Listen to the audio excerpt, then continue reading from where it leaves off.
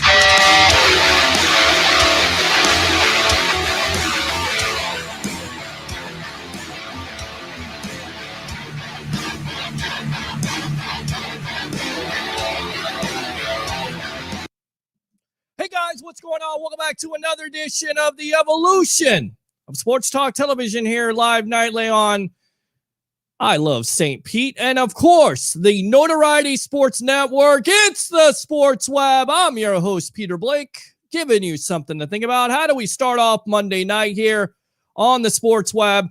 Bring your passion, bring your excitement. Just don't bring any nonsense. On tonight's show, we'll have Mr. Rocket Sports and Entertainment himself, our Tampa Bay Lightning insider for the Sports Web, Mr. Travis Fraley, on about 9:10, talking about your Tampa Bay Lightning. You had to love to hear this on Saturday. You had to love to hear that. That's what you heard. That's exactly what you heard. A total of 11 goals between the Hurricanes and the Tampa Bay Lightning throughout the whole series, and then it was 8 goals. Lightning are up 1-0. Carolina takes a 4-2 lead, and then the Lightning kick it into gear just like this. So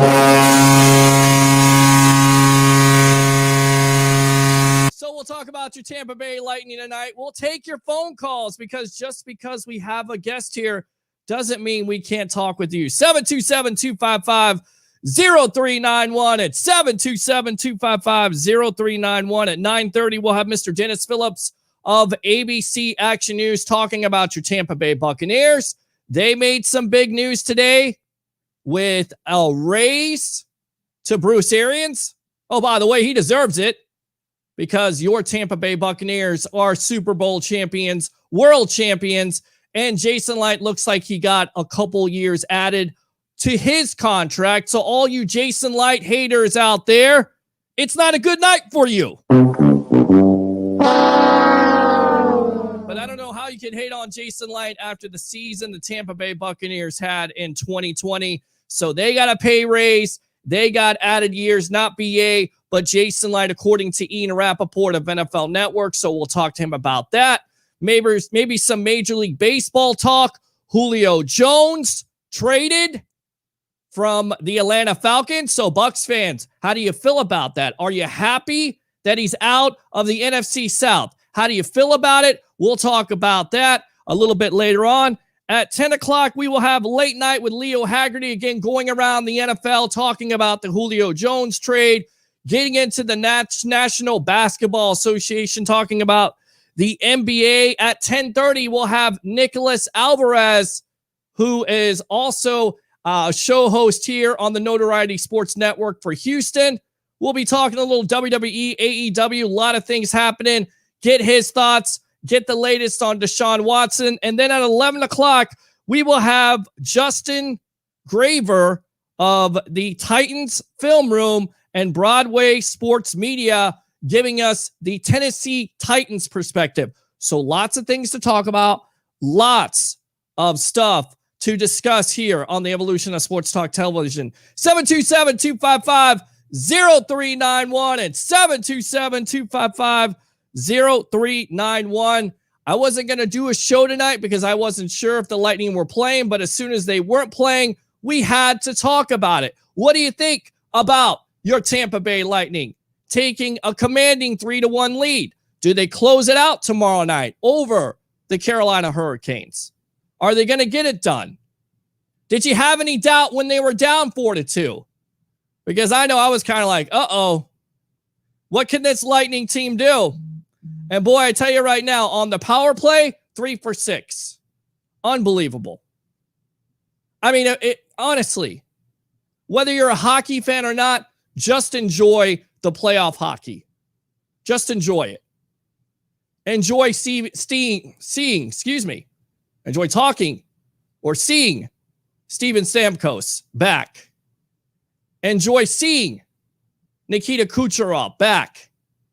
What kind of difference did they make on that power play on Saturday? Not the best game for Vasilevsky, but boy, that penalty kill has been good for the Lightning, right?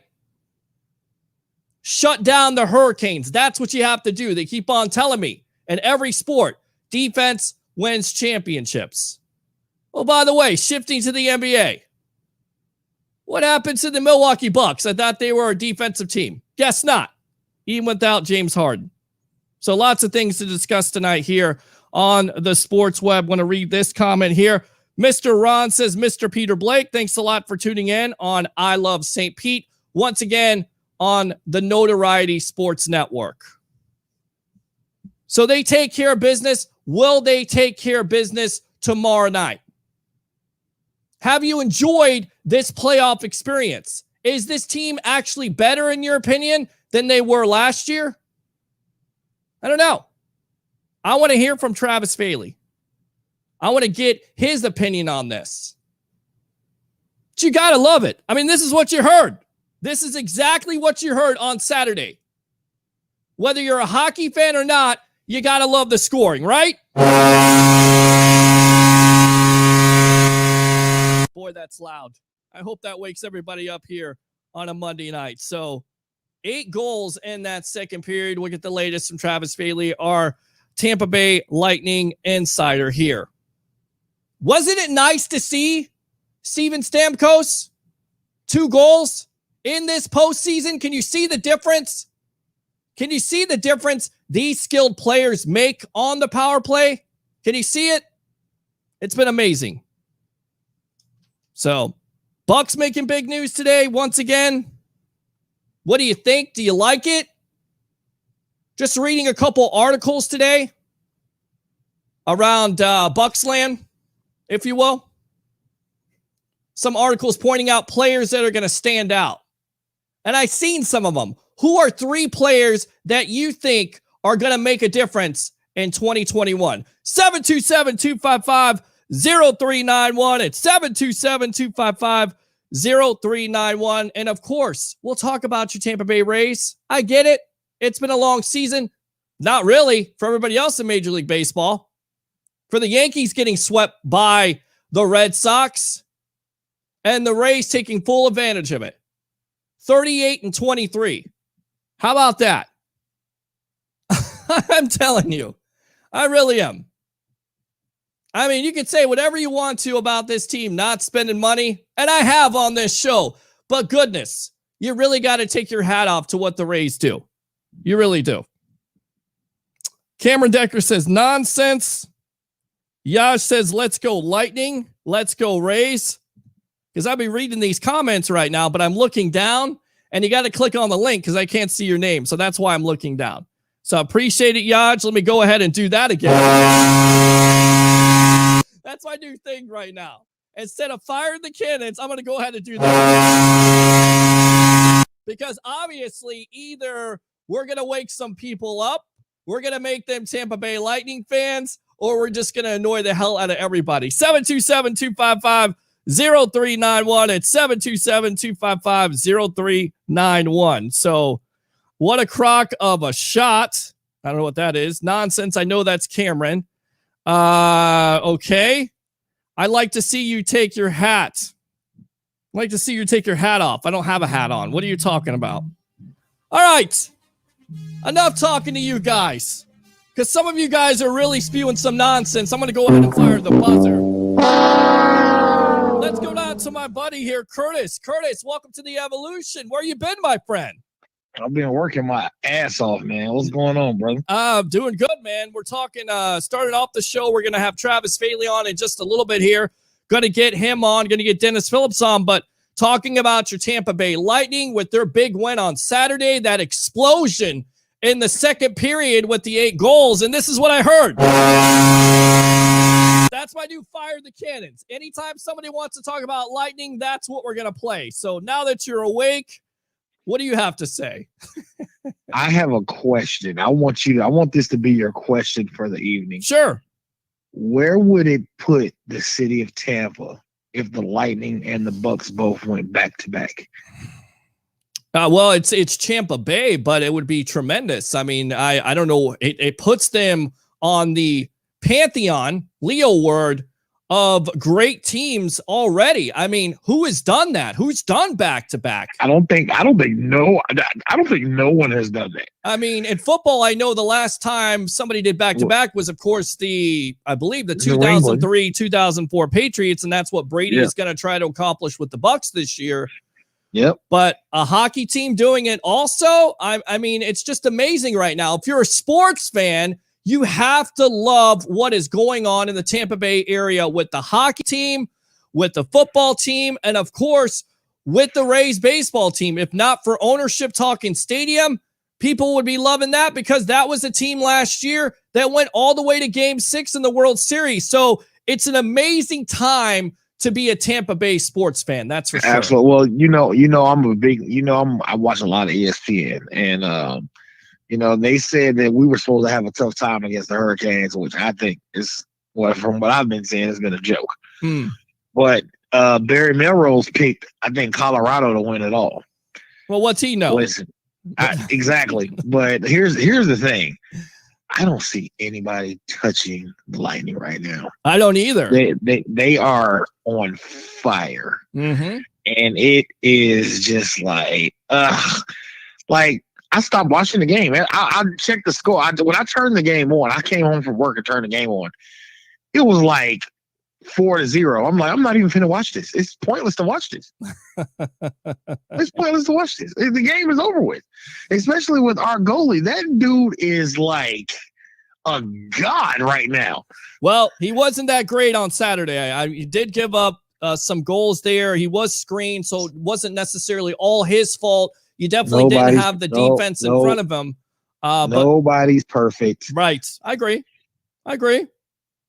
So, bruh, this is a very exciting time to be a Tampa. I'm not even gonna say a Bucks fan. You know, I'm a huge Bucks fan, but this is a very exciting time to be a Tampa Bay sports fanatic, because it's basically, as they say, Tampa Bay is the city of champions. Yeah, absolutely. And if the Rays win, I mean, there's nothing anybody can say. Yeah.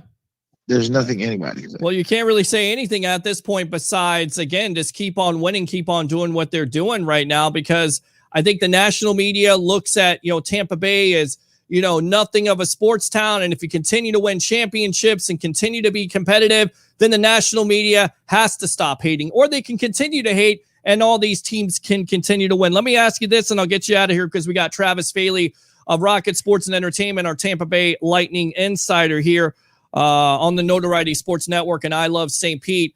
How do you feel about the re-signing of Bruce Arians today? Of course, it was a pay bump, a pay raise, and then adding extra years to Jason Light, according to Ian Rappaport.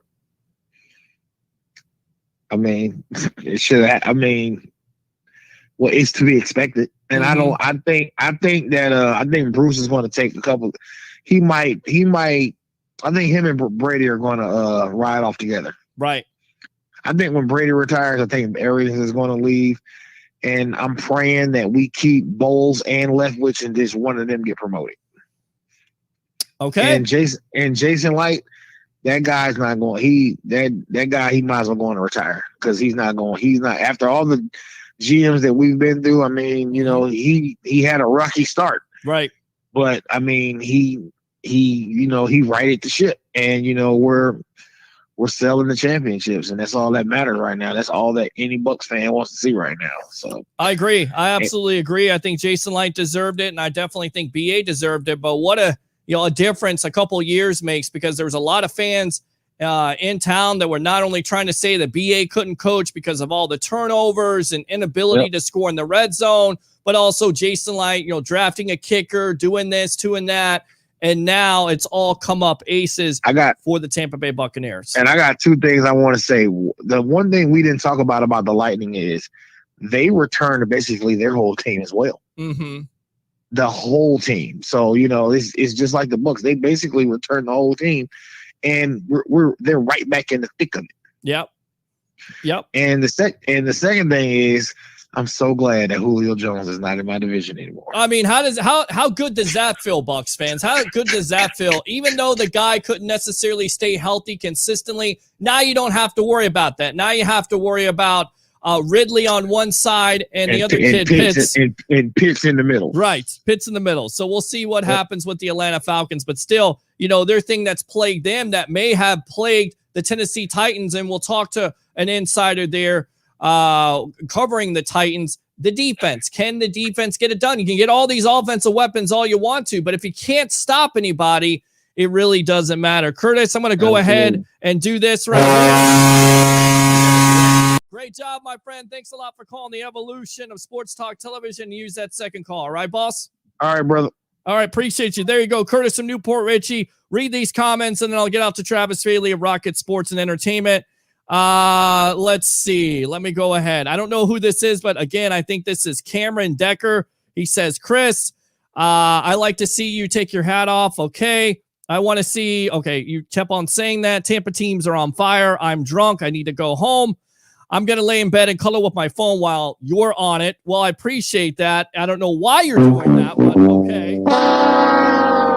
Don't forget the Rowdies. Let's see here. Yash said the Tampa teams are on fire. That giant spider on the wall behind you is on the right. Behind the TV now. Okay. Christopher Cole says, what's up? Oh, it came back again. Again, I think this is Cameron. The thing has 8 eyes, or am I just drunk? I think you're drunk. So welcome to the evolution. BA just signed an extension that he did. We'll talk about that a little bit later. Peter is a closet Saints fan. That's ridiculous. I kid. Peter is huge Tom Brady Bucks fan. Is this Sean the Sports Don? It is not. He'll probably be calling later on. And thanks for my eardrum in my brain now. That'll wake you up. Cameron Decker, thanks a lot for tuning in. Let's go out to our Lightning Insider for Rocket Sports and Entertainment, Mr. Travis Faley. Welcome to the evolution of Sports Talk Television on I Love St. Pete and the Notoriety Sports Network. You got to feel good about the way the Tampa Bay Lightning played, even though getting out to a 1-0 lead in that second period, all hell broke loose when Carolina was up 4-2. Welcome to the evolution. Well, thanks for having me. I'm really happy I didn't get bumped for that imaginary spider that keeps going behind your TV, allegedly. Yeah, I don't know what that is. I think somebody has taken something that they probably shouldn't take, and this don't need to watch this show anymore because they're I think you need a text screener. That's what I think you really need, Pete. You need to get a very hot text screener. How about that for the show? More of her, less of you. Hey, Pete, we got to have a celebration, baby. You know what day it is today, right? You know what day it is? What day is it today? If you're a Lightning fan, today is the anniversary of winning the Stanley Cup back on June 7th. I was there, Amalie Arena, known as the Oil Can, one of the greatest moments in all of Tampa Bay history. Your Tampa Bay Lightning winning the Stanley Cup on home ice with Nikolai Khabibulin with a huge kick save and 2 monster goals by Ruslan Vedetenko to bring the cup home for your Tampa Bay Lightning. And we just talked to Shooter and Stash the other night about one of the great Tampa Bay sports moments. And I said, is that the greatest Tampa Bay Lightning moment in their history with Marty St. Louis in Game 6 in Calgary? It certainly looks like they're getting the champagne ready. They're ready to bring out the Stanley Cup for Calgary. And then Marty St. Louis pulls it to Game 7 with that overtime goal. In your opinion, is that the greatest Tampa Bay Lightning sports moment in their history? Absolutely, hands down. I know the last year, obviously, winning the Stanley Cup in a bubble is, it's not the same thing as doing it on home ice in front of, at that time I was a season ticket holder. To me, I've been to a lot of great sporting events in my life. Thankfully, I'm a little bit of an older guy nowadays. I just cracked 51, so I've had the opportunity to go to some great sporting events. And hands down in my life, and I know a lot of people in this community, that was the greatest sports moment for them, and I know it was for me. And my little dog out there is also agreeing. Well, I tell you right now, and also happy birthday. That's the reason why we gave you the day off, because you do make the big bucks around here on the sports web. So, hey, all right. For your birthday, let's talk about the game. 11 goals total in this whole series, 8 in the second period. What happened? Is it just one of those games? And how good is this Lightning team on that power play? They're almost unstoppable, but they do have some problems getting into the zone. If you've been watching the game lately, guys, Carolina likes to clutter the zone, and then they also like to man up on the puck with the body. So if they can slow down the Lightning, they have they'll have some issues getting into the zone and then making things happen. But you can keep these guys out of the zone for a minute and 45. They get in. Tic-tac passing and the puck's in the back of the net. And, Kucherov takes some flack for taking some bad penalties he did. Might have cost the Lightning the game the other day, but, man, I'll take that guy on my team all day, every day. He's got to be a top 5, top 7 player in the world right now, hands down, at least from an offensive perspective. Maybe even top 3 if you put him in there with Connor McDavid and maybe one other guy, that name escapes me, that would be better from an offensive standpoint than Kucherov. I mean, I think Braden Point is arguably a top 3, top shelf goal scorer in the league. And you've got to retain that guy within the next couple of years. I know we got him for a couple more seasons under a bridge contract where you'll get some of the more expensive guys out and you'll be able to keep Braden Point. But man, I love that guy. I love that guy's speed, and I love the way he puts the puck up top. Yeah, you see in these playoffs, Pete. The pucks that are going in the net, especially in these big games. You saw it in the Islanders game. If you caught any of that tonight, the puck was going up top on Tuukka Rask, and that's how you beat a top-notch goalie. And even with with Vasilevsky, I got the 2014 on the brain right now. But the way to beat Vasilevsky and most of the other great goalies in the league is top shelf, baby. And if you got a scorer like Braden Point who can get it up, on a regular basis, him, Kucherov, and Stamkos, they know how to hit the top of the net. And it's not even just those 3 guys. You're looking at the game the other night. You got arguably the best player in the 2015 playoffs for the Lightning and Tyler Johnson finally pinching in and getting a big goal for that team. And, you're getting the third liners. I mean, how steady has Barclay Goodrow been on this club since he's been back from the injury? Fantastic. And, you look at that 1, 2, 3, 4 line. I don't think no other team in the league is as deep as the Lightning, and that's why they have success. They can pull lines all night long, man. They're a great club, and Brisbois has done an unbelievable job putting this club together. But there's been one other standout, Pete, that we haven't talked about, and that's also on that 4th line, and that's rookie Ross Colton. He's got a plus-minus of a +4, the best out of all the offensive players on the team right now. +4 for Colton. I mean, Eric Cernak and Ryan McDonough, and I want to bring up Ryan McDonough a little bit here. Eric Cernak, a +7. How stable is that guy? To say he hasn't been the best defenseman on this club, well, maybe not the best for the playoffs. I mean, maybe not the best, because I think hands down right now, Ryan McDonough, Mr. Stable, Mr. Stay at home, and at times likes to pinch in. But you watch Ryan McDonough minute by minute, every shift he's on the ice, and he is just rock solid. He plays a great game, plays his position like one of the best in the league, and that's why he makes the big bucks. You're exactly right, and that's why this guy right here is on the Sports Web, my Lightning insider, Mr. Travis Faley of Rocket Sports and Entertainment. Of course, if you have a question for him, if you're a Tampa Bay Lightning fan, 727-255-0391. I'll bring some hot knowledge, brother. That's right. Hot takes with Travis. Hot takes with Travis. Let's talk about Braden Point. He started off the scoring 1-0. I mean, you talk about him again. He has been not only a steady player, but one of the top players in the league. He's a part of that big-time power play, which, by the way, has gone 6 for 11. Is this one of the best power plays you've ever seen? I know you've watched a lot of hockey, but you have Kucherov, you have Point, you have Stammer. Sometimes you have Killorn, you have Victor Hedman at the point.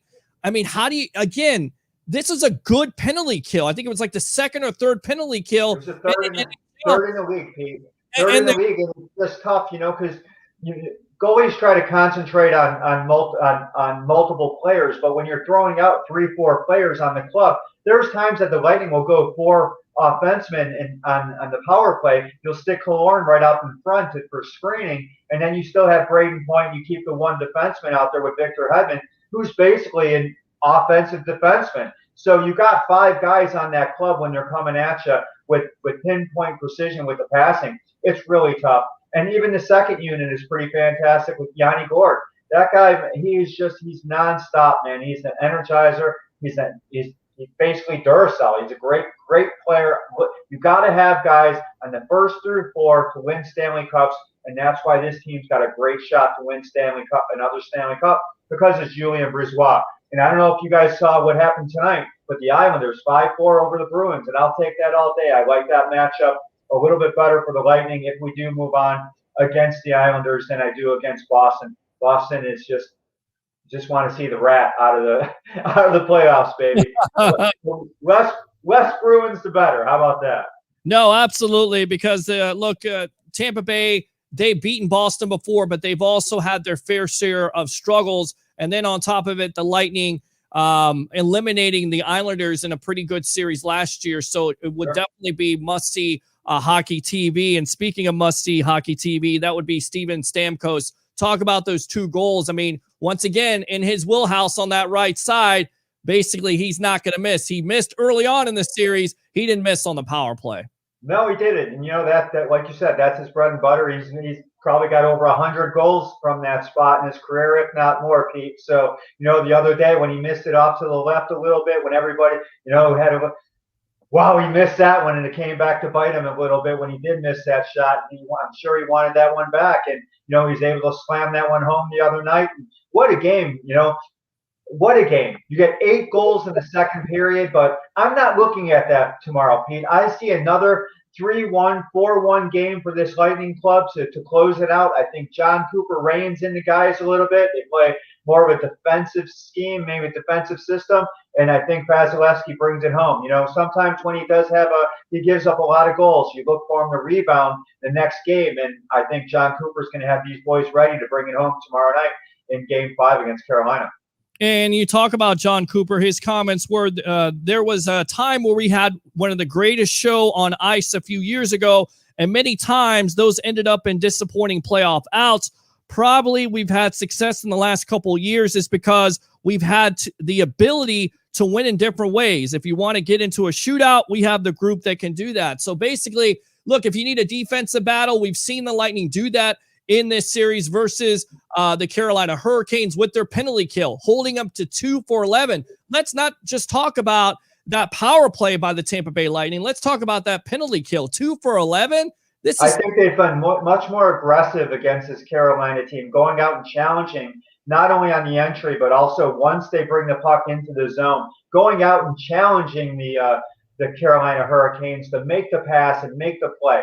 And I think that's why they lost the other night in overtime. They stopped skating. Cirelli stopped skating. It was later on in the penalty kill. I saw it 10 seconds before it happened. Cirelli's sitting there in the middle of the ice, just standing there. And next thing you know, I go look over to my wife and I go, they stopped skating. They're going to get scored on. And bam, right in the back of the net. And that was a huge win for Carolina to come back on that and make the series 2-1. But I just think this Lightning team is too loaded from an offensive standpoint.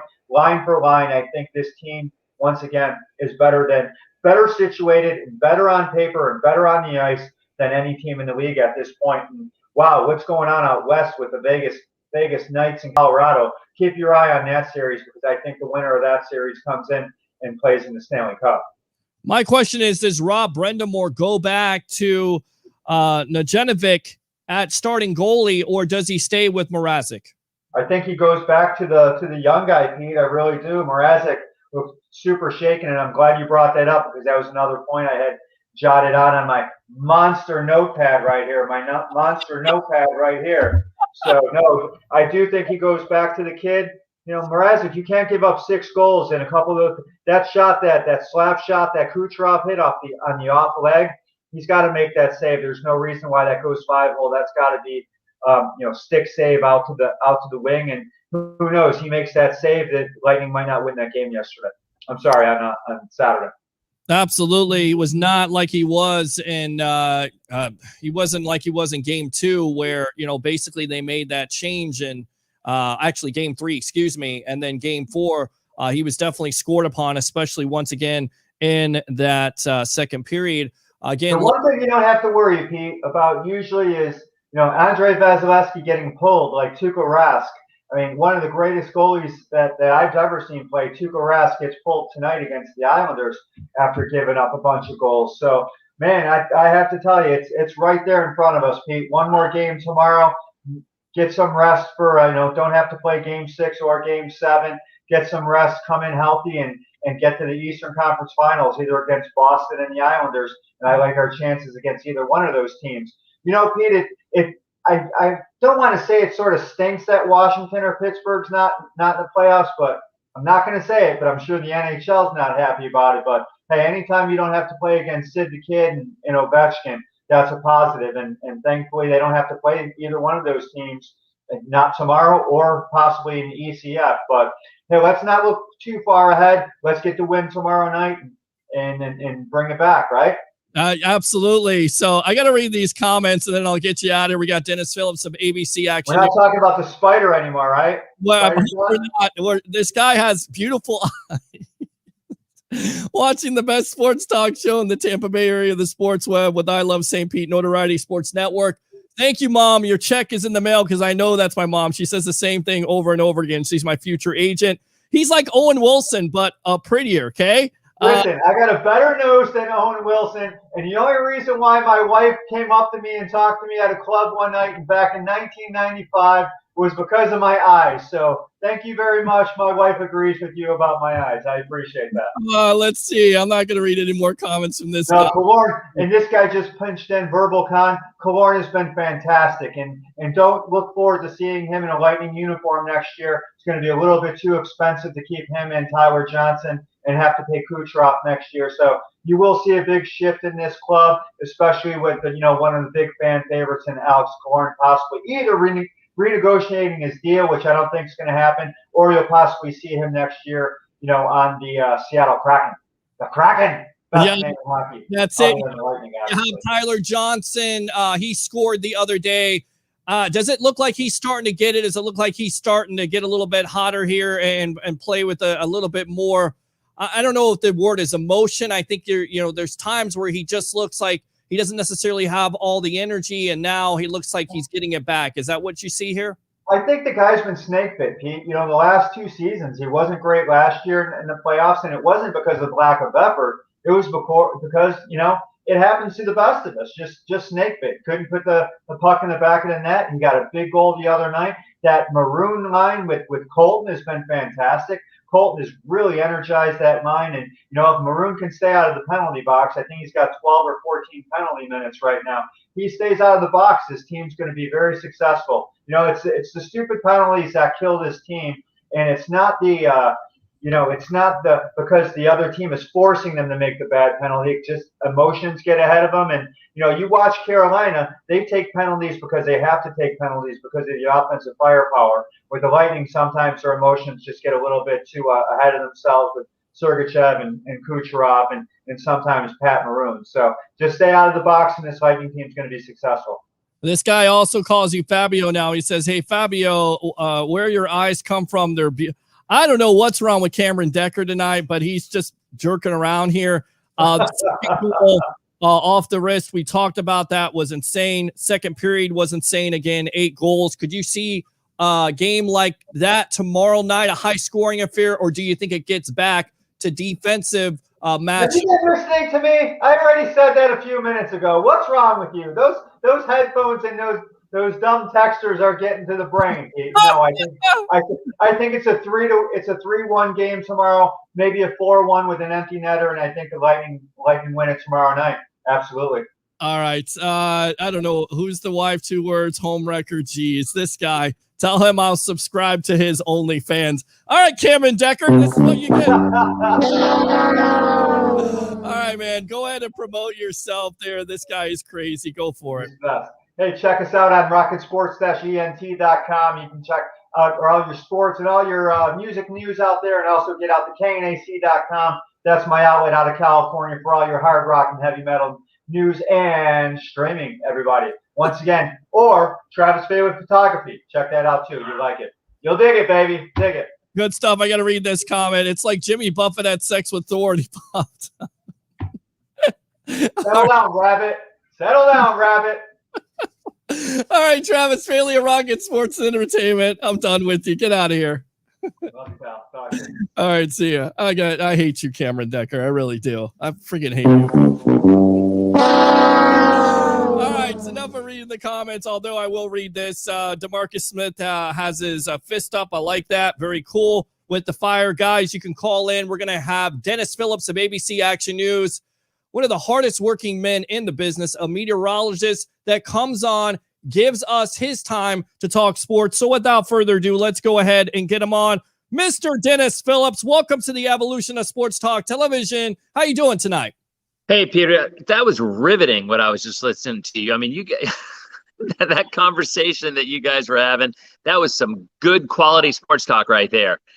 Thank you very much. Besides the comments, of course, which is cracking everybody up right now, well, including yours. I thought the comments were the entertaining part of it. Tell you what, though, some really good. I mean, I'm sitting there listening to the analysis. It pretty much sounds spot on, right? I mean, looking ahead to the next game. I mean, I think that's probably a pretty good indicator of how the series is going to go. I mean, I thought it was over when it was 2-0, and even though I get it, the Hurricane came in and stole Game 3, but I don't know. I don't think there's a lot of people out there that really think at the end of the day that the Hurricanes can skate with the Lightning in a 7-game series, especially when they've got all their guns back. And they do. And Vasi obviously had a hiccup in the second period, but outside of that, I mean, come on.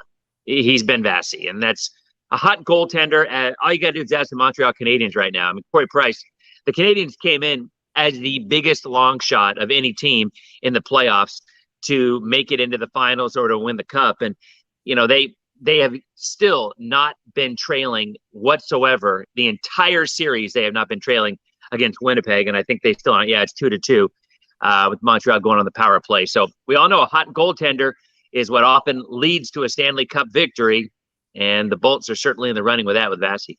Look, we knew that Vasi was going to be there. We knew that this team was definitely going to get that boost with the Stamkos back and a Kucherov. But are you surprised of how good this power play has been, Dennis? I mean, 6-for-11. This is against the third penalty-killing team in the NHL, and basically they're making mincemeat of it. They're making mincemeat of the Hurricanes and this defense. There's no defense against this power play, right? Well, and you know how the power play runs. It's the same in a lot of sports with a lot of different things. I mean, when they get on a hot streak, they're very difficult to beat. And there's other times, and I'll bring up the Washington Capitals as a point, which I followed it pretty closely. I mean, they were known for their power play, and they just could not get it going against the Bruins, and the Bruins took them out in 5. In fact, 4 straight after losing the first game. And at the end of the day, they just got cold. And y'all know, I mean, we can analyze it 15 billion different ways, but at the end of the day, sometimes those guys just get hot, and no matter what it is, it's like in baseball. When a guy's hitting 500 or 600 over a couple of week period, it's because they say that baseball is looking like a beach ball when it comes up to him. There's just something about it that's all clicking, as you said. And right now, that's what's going on with the power play. And hopefully it stays that way, because I also think he hit the nail on the head. I think the Avs still end up beating Vegas. And by the way, the Avalanche are still favored to win the Stanley Cup at 2-1. The Bolts are plus 275. Vegas is plus 200. So at least in Vegas's mind, the Avs with Grubauer are still the team to beat. But, we'll see how that plays out. In your opinion, is that the team to beat, or is it the Tampa Bay Lightning here with that power play, with all the talent that they have across all those 4 lines like Mr. Travis Feely talked about?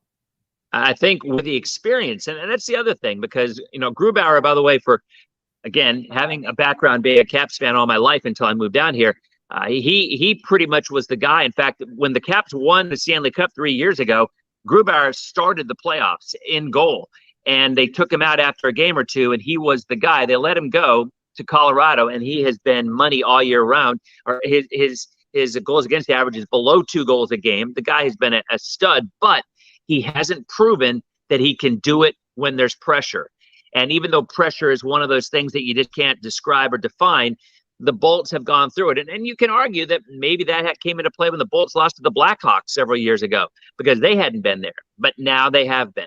And now they know what it takes. And I think that gives them the advantage over whoever they play, whether it's Vegas or whether it's Colorado or, possibly Montreal, though you got to figure Montreal, if they get past Winnipeg, is not going to have a particularly a lot of luck against either Colorado or Vegas.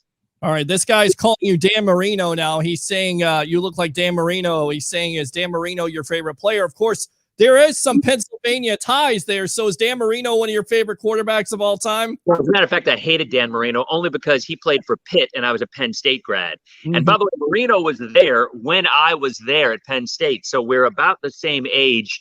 And Dan Marino, he came out in that year where all those amazing quarterbacks came out at the same time. I think Jim Kelly and a lot. I think there were 5 or 6 of them. I can't remember at the top of my head. But no, I was not a fan of Marino because I hated Pitt. And being a Penn State grad, that was the rivalry back then. Well, you had Elway, you had Marino, you had Kelly. Those are 3. There were 5. There were 5 of them. I can't remember the other 2. You had O'Brien to the Jets.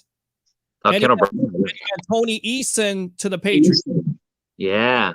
So, well, and Marino clearly, I mean, doesn't he have the? I don't know if he has the record, but I mean, certainly one of the best quarterbacks ever to not win a Super Bowl. Correct? I don't think he ever won a Super Bowl. Correct. Yeah, didn't have the running game, didn't have the defense. The same thing that plagued John Elway for all those years until the Broncos got smart and invested money into that defense, and of course into Terrell Davis. What was he, a 6th-round pick? From Georgia, which made all the difference in the world, because you could talk about Elway and throwing the ball, but he never really had that running game, never had that defense. And we're on with Dennis Phillips of ABC Action News, one of the hardest working men out there here on the sports web, the evolution of sports talk television on the Notoriety Sports Network, and I Love St. Pete. So with that being said, there was Bucks news today. The Bucks did give BA a raise. It looks like they added years to Jason Light's contract. Your thoughts on that? Because it certainly seems like all this talk of, BA eventually retiring, he's going to live out that contract simply because that window is open and because Brady is still playing at a high level, right? Yeah, by the way, Todd Blackledge, how the heck could I forget that? He was our quarterback for Penn State. Although, he never did in the NFL, but Blackledge was also a part, as I'm checking that out, that recruiting class. But you're right. It was Elway, it was Kelly, it was Blackledge, it was Eason, it was O'Brien, and it was Marino. So I knew there was another one, and why I couldn't think of my Penn State alumnus, I have no idea. I mean, you got to reward them for what they've done. You got to reward the management for what they've been able to accomplish. And you can argue that it might have been a bigger accomplishment keeping all those players together on one team than it was putting together that Super Bowl team. I mean, you could make that argument because it's never happened before. And, you bring in Tom Brady, and then all of a sudden everything seems to work itself out. There was still already a core there, but to be able to bring that entire team back, that's a pretty amazing accomplishment. So if anything could get somebody an executive of the year, I would certainly think, or a big raise, I would think that's it. Also, there was some other news here. Somebody spotted, and I believe this is from Grace Remington of your competitor there, WTSP Channel 10. Antonio Brown was spotted working out without the knee brace at Jesuit High School. Of course, Brown coming off of that knee surgery just a couple weeks ago, but it certainly seems like not only is he going to possibly be 100%, but I think he's actually going to be better for this offense because he's going to know the offense, unlike he did last year. And oh, by the way, he had 45 catches and still made an impact on this offense. Talk about him a little bit. Yeah, I mean, did anybody really think that the Bucs were going to really offer him a contract if they weren't sure that he was okay? I mean, there were other people out there. Larry Fitzgerald is still the name that everybody was talking about that they thought might come in place of AB if he didn't make it. But at the end of the day, again, you've got everybody back out there. Whether it's Evans or whether it's Godwin, and it'd be nice if Godwin could stay healthy this year as well, because being a Penn State grad, love the guy, but he was injury prone most of last year, and he certainly didn't have anything close to the season that he did in the previous year. Now you wonder if it's because he's lining up in a different spot. Certainly could be a possibility, but I think at the end of the day, the receivers are the last place that we have to worry about as Bucs fans of this team being effective. I mean, with Tyler Johnson, and Scotty Miller, I mean, you've got such depth there, and then you got to wonder if OJ is going to come back. I mean, you got to wonder if the tight end position, if Gronk can stay healthy, they've certainly got plenty of depth there as well. So the team is stacked. Injuries are going to come into play as they always do. But at the end of the day, how are you going to argue what this team is shaped up to be? Now, the undefeated season, what was your prediction? Did you go undefeated on that? I can't remember. No, I'm definitely not going to go undefeated because, look, the National Football League is not for long. I think there's a team that can definitely beat you. I mean, you look at Philadelphia, that's a scary game. Even though you're not sure about the quarterback, you're only on 4 days rest. We saw that play out last year with the Chicago Bears. It looked like the Bucs were going to dominate, but injuries happen. I don't think they're going to go undefeated. I would say 12-5, 13-4. Yeah, that's a real good number, I think. And I can't remember what the Vegas number is on that. I don't know if you remember, maybe 11 and a half. 12. Yeah, 11 and a half. Yeah. Yeah. So, and that's probably a pretty solid number. I think the first trip over to LA is going to be a tricky game, playing the Rams on the road. Mm-hmm. Because the difference is this year, and it's such an overused thing, but I think it's true. Every team is going to be up to beat the Bucs this year, not just as Super Bowl champions, but with Tom Brady as a Super Bowl champion. So I don't think they're going to get one of those games where maybe the team won't be ready or take them seriously, because I think they're always going to be having that bullseye painted right over their face. I wanted to ask you, I thought this was an interesting story. I only read the headline. I don't know much about it, but I saw that the Bucs had drafted a cornerback, I believe it was, out of the Naval Academy. Correct. Kinley. And the Naval Academy said, and they were asking if they could give him the ability to bypass his requirement and play. And the Naval Academy said no, right? Yeah, the Naval Academy said no. That was Cameron Kinley out of the Naval Academy. And he doesn't understand why. I get it. He's doing service. So that was his commitment. And sometimes it's happened in the past, but this time it didn't happen. And the Bucs were, definitely looking forward to seeing him. He really, shined a little bit, had some flashes of brilliance. In fact, he talked about this as a Naval Academy graduate, football player, and decorated combat veteran. I understand Cameron's commitment.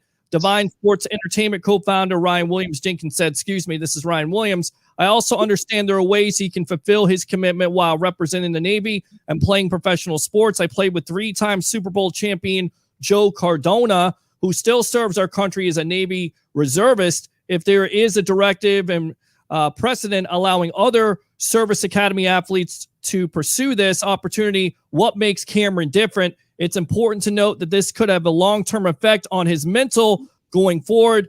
He wants to fulfill both his childhood dreams, playing in the NFL, and honorable serving his country.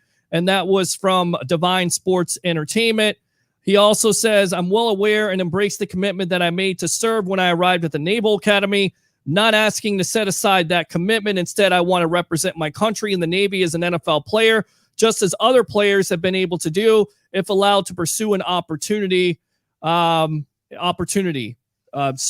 then to finish off, again, his name is Cameron Kinley, and it's just disappointing from the standpoint of, couldn't the Navy, in your opinion, do you feel like the Navy should make, some type of exception for him? Could he put it off for a couple years and pursue this? And if it doesn't work out, go back to it?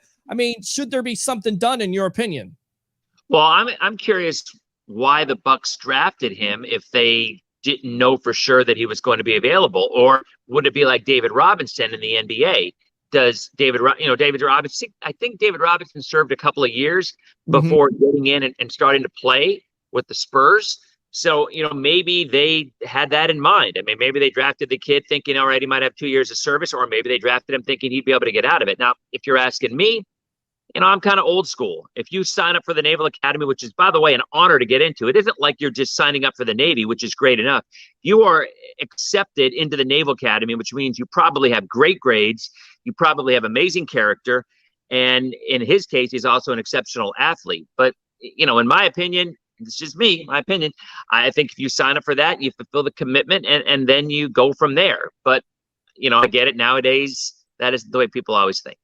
Yeah, you're exactly right. And, Kenley is a team captain, a Navy class president, like you said, top character, signed as an undrafted free agent with the Buccaneers. By the way, is that the reason why you think he's an undrafted free agent? Because there is that commitment to the Navy and some people were scared away. I mean, honestly, besides that, how many scouts, I mean, even just taking a chance on him, how many scouts overlooked a guy like this? We talk about, Dan Marino going back to it. He was drafted late first round. Why? Because there were some character issues.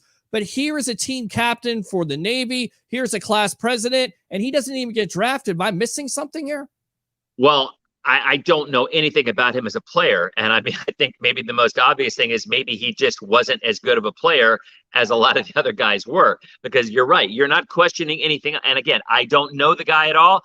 I can't say that I followed him at the Naval Academy whatsoever, but I think if he probably wasn't drafted, it's probably the simplest answers. He just wasn't as good as the other players ahead of him, because you're not questioning anything else, right? Yeah, no, you're absolutely right. And Dennis, he also had this to say in a statement.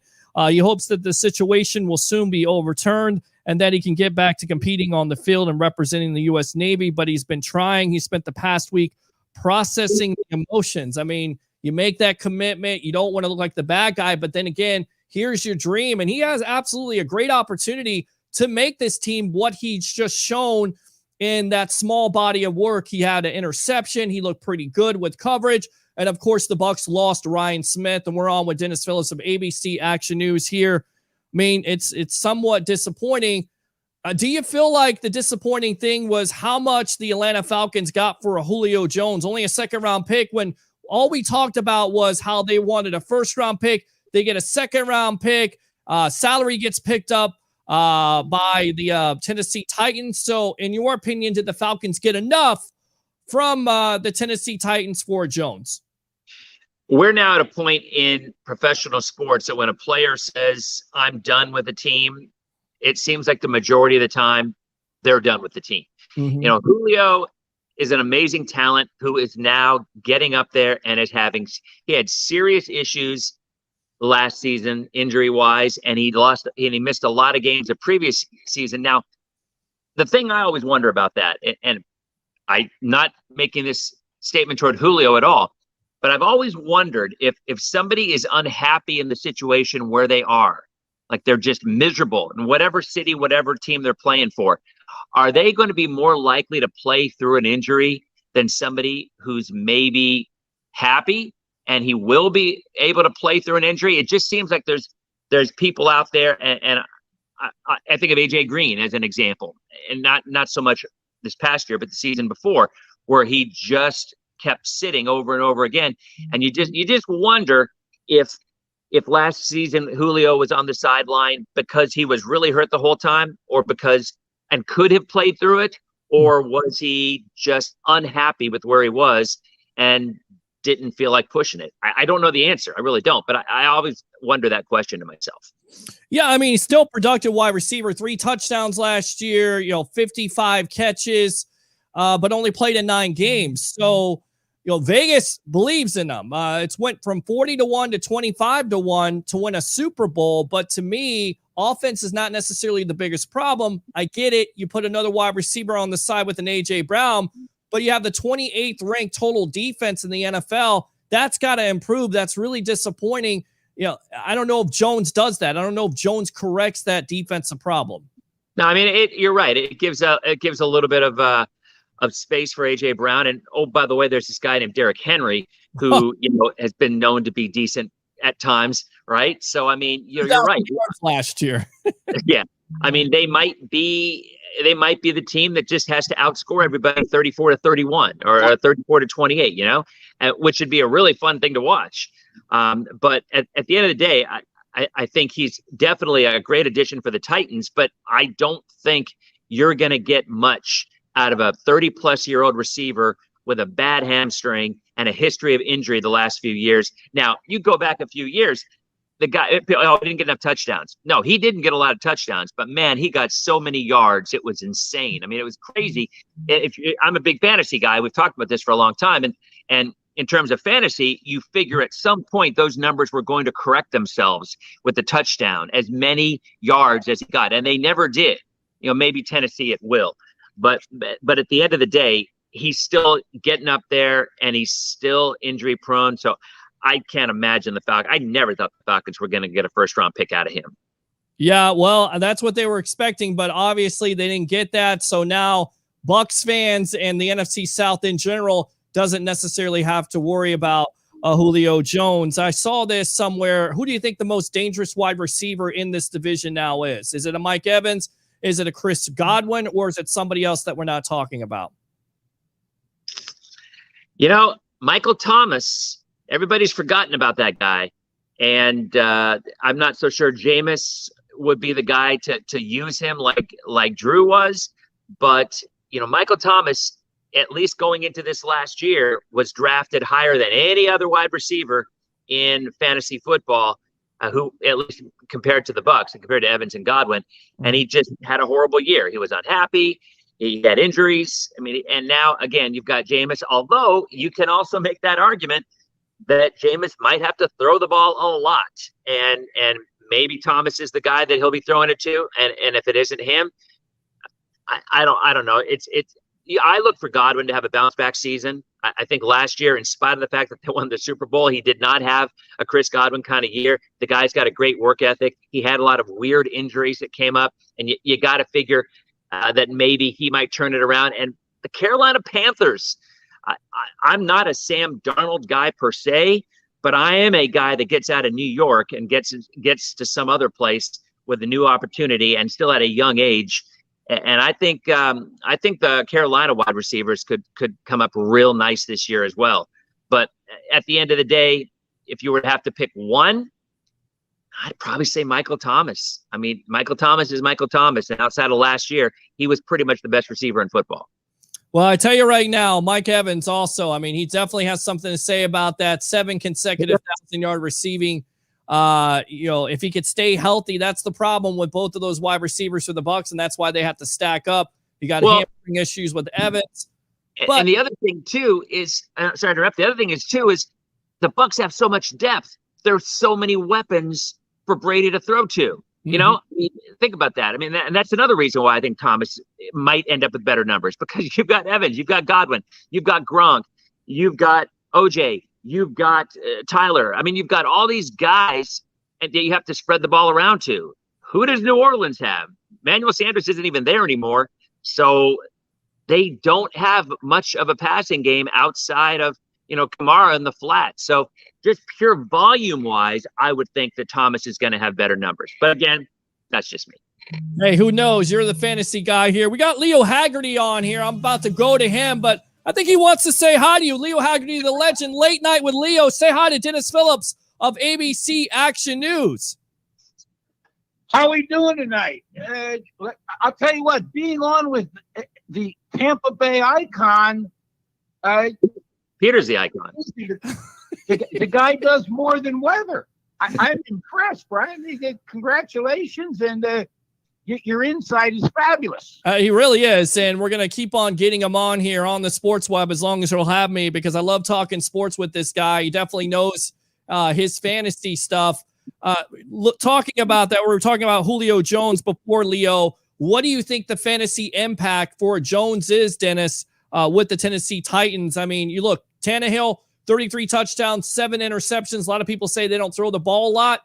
Do they change that up, take the pressure off of Derrick Henry, or do they continue to run their offense, Dennis, and Jones is the guy that, basically eats instead of an A.J. Brown? No, I don't think so. I think they go pure balance. Why not? When you've got the best running back in football and you now have a nice 1-2 combo with Brown and with Jones, I mean, why would you try to feed the ball and force the ball into a guy who's already had injury problems as it is? Now, there's no doubt when Julio was on the field, he would produce. I mean, you go back over the last several years, it doesn't matter. I mean, he might not have gotten touchdowns, and he didn't, but boy, he got a lot of yards. So to me, you try to take that player and you try to get as much out of him as you can. And that's not by overfeeding the ball. That's not by forcing the ball to him. That's by using the tight end, which, by the way, Tennessee loves to use their tight ends anyway. So you've got a team that's pretty balanced, not nearly as stacked at wide receiver as the Bucs are, but you still have a team that's balanced. And now you don't have to worry about anybody doubling A.J. Brown. You've got Julio on one side, you got A.J. Brown on the other, and again, you got Derrick Henry, who can jam it second half of the game, just start running right over people. So I think you're right. I think it's going to be a really interesting offensive team. Defensively, that's going to be the question. That is going to be definitely the big time question. Dennis, go ahead and promote yourself here on the Evolution of Sports Talk Television. You always say that to me, and I'm thinking, you know what? I don't even promoting myself. I don't even know. I'm on Facebook. I'm on social media, and I do the weather, and people call me the suspenders guy. So that's kind of pretty much all. That's all I need to say.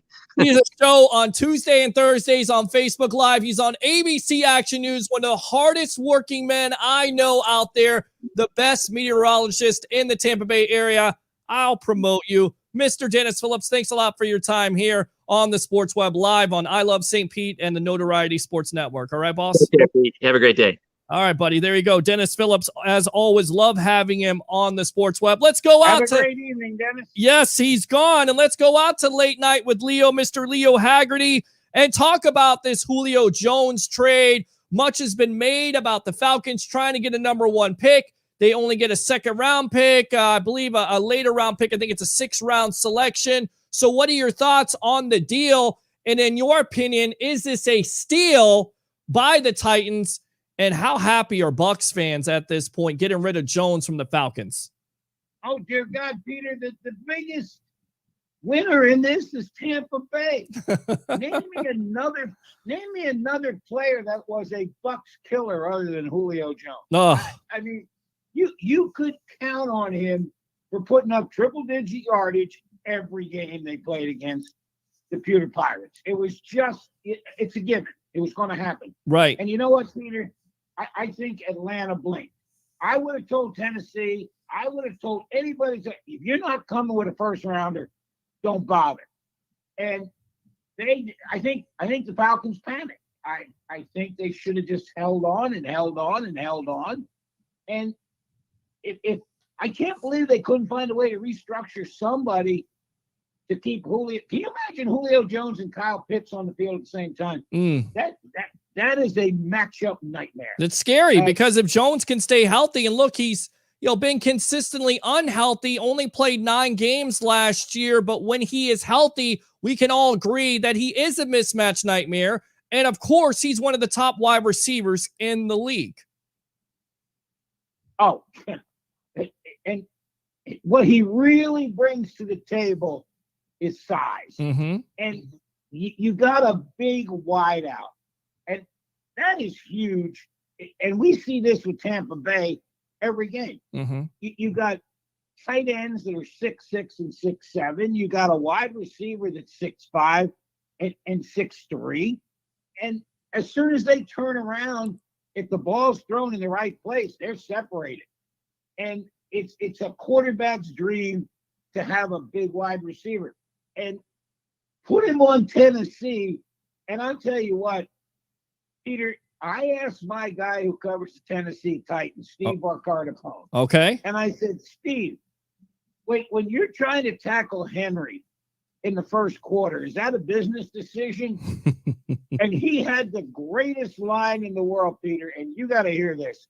He said, it's a business decision in the first quarter. It's a retirement decision in the fourth quarter. Exactly. The guy, the last guy I saw you wanted no parts of as a defender tackling was Earl Campbell. This guy is like Earl Campbell. He is a monster. Now, you're going to have to put 7 in the box. I wouldn't want to cover Julio Jones man-to-man. Not my job, man. Not my job.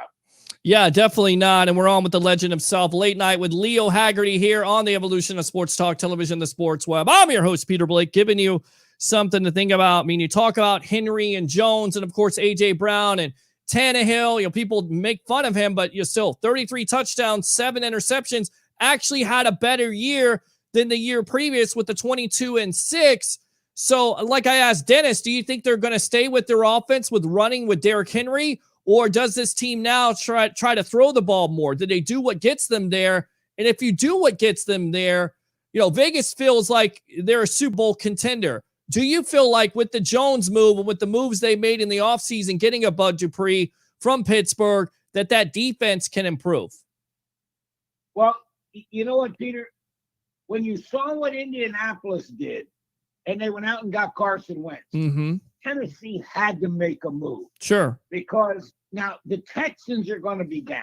I mean, there's just no way they're going to recover from all this Deshaun Watson, you know, fact fixing. Well, you're not a Tyrod Taylor fan, or the kid from Stanford, Mills. You're not a fan of those. You don't think those guys are the saviors of that team? Peter, I'm not a fan of a new quarterback coming in unless they're number 12 and have a 20-year experience with them. I like it. So yeah, you're talking about a new guy coming in, and let's look at what they're looking at. And Jacksonville, it's still, you know, you got Trevor Lawrence, you got Travis Etienne, but it's Jacksonville, right? So if they can win 7-8 games, it's a great season for Urban Meyer down there. But the two, you know, the two main runners in that division is Indianapolis and Tennessee. Right. And Tennessee had to come up. I don't think they throw it anymore, Peter, but I think they come up with play action a whole lot more. Simply because you got to honor 22, because he can just take over the game. And what I like about what Tennessee does now is they keep their defense off the field. Because Julio Jones is not that guy that's going to go 60, 70, 80 yards. Sure. But he's the guy that's going to move the chains. That's what you want in Tennessee. You want to beat a team with slow cuts and watch them bleed to death. You don't want to hit them with a dang baseball bat over the head, because now you got a problem, because if you don't kill them with that baseball bat, they're going to come back at you. So yeah, you want to slowly move down the field. As Hank Stram said, matriculate the football, boys. I love it. I love it. A Leo word here, and that's Leo Haggerty, Late Night with Leo here on the Sports Web, live on the Notoriety Sports Network. And I love St. Pete. I'm your host, Peter Blake, giving you something to think about. In your opinion, do you think Jones can stay healthy, healthier than he's been in the past? Or is it going to be the same thing with this guy where, you know, eventually if you do make it to the postseason, you may have to rest him before the postseason so you can have him during the postseason? Peter, the key is getting to the dance. And if getting to the dance means you're only playing 10, 11, 12 games, that's what you do. Okay. And again, keep your eye on the prize. The prize isn't trying to go 16-1 and beat your guys into the ground. The prize is getting to the playoffs, and that's going to be the key. Did you say playoffs? Playoffs. Playoffs. Yeah, playoffs. Playoffs? Yeah. You kidding me? Playoffs? Yeah, exactly. I love that. One of the greatest interviews, that and Dennis Green with the Arizona Cardinals. You let him off the hook. Yeah, we let them off the hook. They were what they said we were. They are what we said they were. We let them off the hook. Yeah, I remember. Monday Night Football game. Was it not the Chicago Bears winning that game on Monday Night Football? And basically it was all special teams with Devin Hester ruling the day. I mean, by the way, interviewed the guy, asked him straight out, do you think you're a Hall of Famer? And he's like, do I really have to tell you? And I'm like, just sell myself. And I just don't understand why teams kick the ball to him knowing how talented he was. And the Arizona Cardinals on Monday Night Football somehow, some way, kicked the ball to him and had some special teams blunders where basically the Bears won, and it looked like the Cardinals were a better team that night. You know what, Peter, the funny thing is Go back to the Super Bowl that year. Mm-hmm. Indianapolis kicks off. Hester takes the opening kickoff back for a touchdown. Devin I Hester. got a feeling Tony Dungy turned to his special teams coach and said, if you kick it to him again, you will be walking back to Indianapolis. Is that Joe Marciano, who used to coach with him in Tampa by chance? No, it wasn't. Joe went to Houston for some reason, but it's Well, maybe that's interesting when you say that. But yeah. The hardest coaching position on an NFL team is a special teams coach, because you never know who you have from play to play. Because all of a sudden, you may have one of your gunners that has to become a starter because somebody got hurt. Now you got to find a gunner. Now you got to find a personal protector for the punter. So yeah, it gets real crazy real quick as a special teams coach. You really have to stay on top of it. Speaking of coaches, BA gets a raise today. Of course, he has a contract until 2023, and then you got Jason Light. He got some years added. I mean, this is what a model organization like the Tampa Bay Buccaneers does. But if you look back just a couple years ago, I heard fans saying BA can't coach anymore. You know, what a difference a year makes. And I think I'm convinced that he's going to stay here for that whole remaining contract, simply because Brady is going to play, and that window for Super Bowl championships is still open. What do you think about what the Bucs did today with the raise of BA and, of course, adding years to Jason Light's contract? Well, if you want to keep winners around, you need to extend contracts. Right.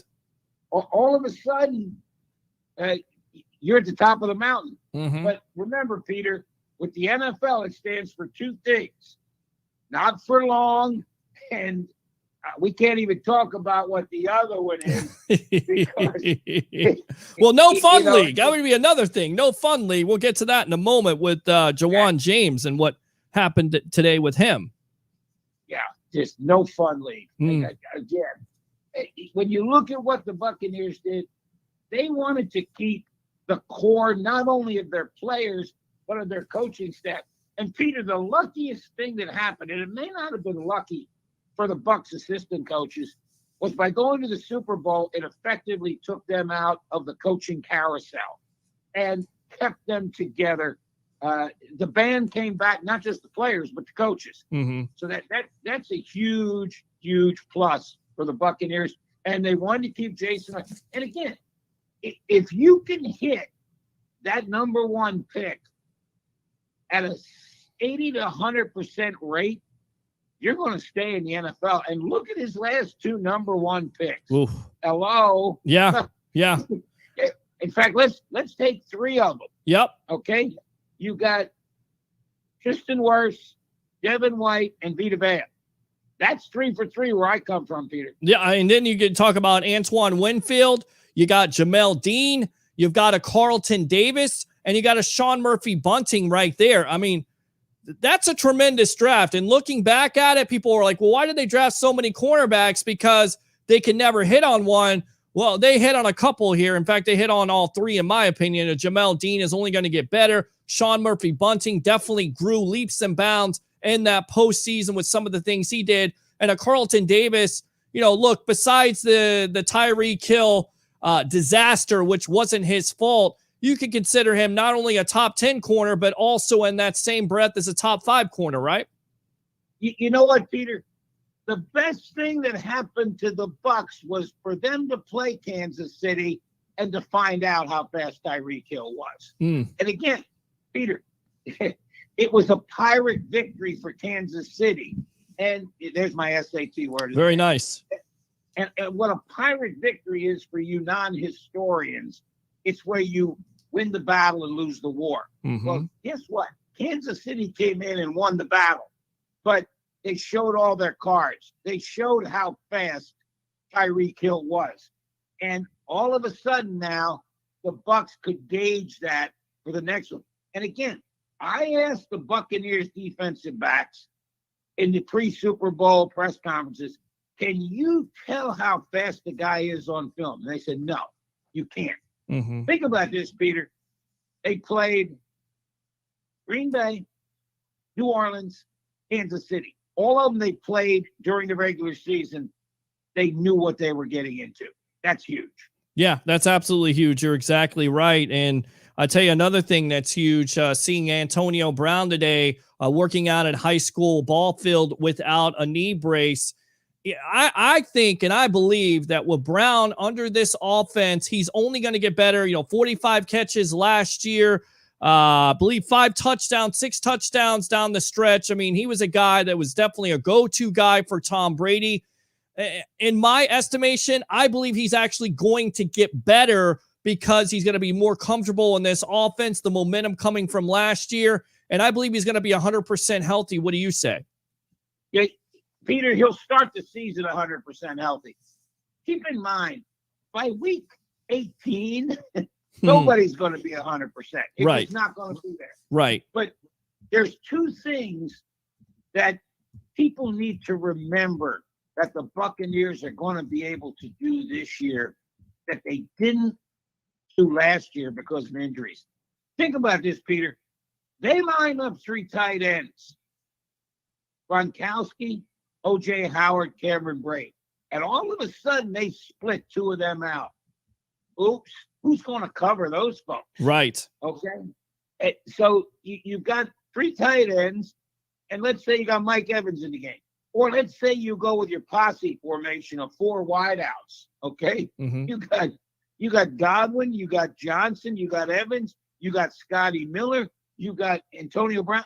That's 5 guys. Say they go 5 wides and pull the running back. Wow. I tell you what, Leftwich is going to be like the mad scientist back there. Could you imagine putting Antonio Brown next to Brady as a running back and having somebody try to cover him coming out? They've done it. We saw that last year. Them incorporate some more of that, and I believe you're going to see even more of that this year, and that's why I believe they're going to figure this out. You see Byron Leftwich, and I don't think Leftwich gets enough credit. Look, I get it. You got Tom Brady, who's the greatest of all time. You got B.A., but you also have Leftwich, who has to put all those personalities together. He has to, schematically make this work. He made it work in, less than a year under the conditions that were a pandemic. So I don't think he gets enough credit.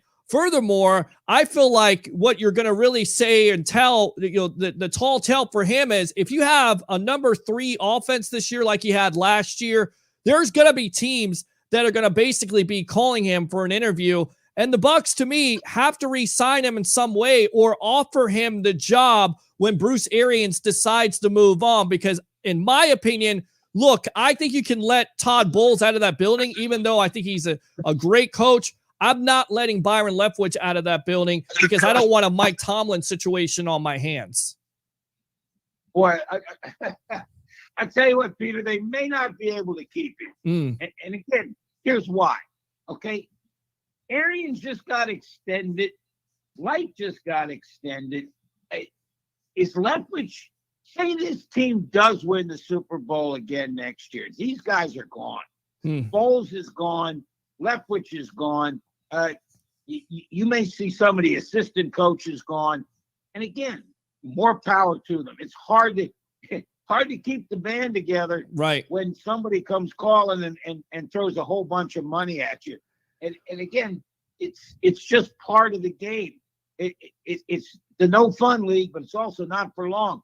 When you are on the top of the mountain, you need to strike when the iron is hot. And the iron is hot right now for the Tampa Bay Buccaneers. Are they going 20-0 next year, Peter? No. But I'll tell you what, they got a darn good chance of at least getting to the NFC Championship game. Absolutely. With all, the stuff that's going on with the Green Bay Packers and Aaron Rodgers and, there's teams in the NFC that are definitely going to compete. You have Matt Stafford and Russell Wilson. The NFC West, to me, is probably the toughest division in football to look at right now. That's probably going to be their biggest competition because I look at the NFC South. We talked about Jones exiting there. Lots of questions that have not been answered about the Saints and the Carolina Panthers. And of course the Falcons. Yeah, they have offensive weapons, but they can't stop anybody. So the Bucs have a chance to definitely win this division outright. But at the end of the day, like you said, it is not for long. What do you make of the Cameron Kinley situation? Should the Navy allow him to have some exception to, I get it. He's committed to this. He's committed to serve his country. But should the Navy kind of, do something for him, make some type of exception so he can play for the Tampa Bay Buccaneers? Peter, this is a hard situation. And again, I'm going to go back to two situations with the Naval Academy. Mm-hmm.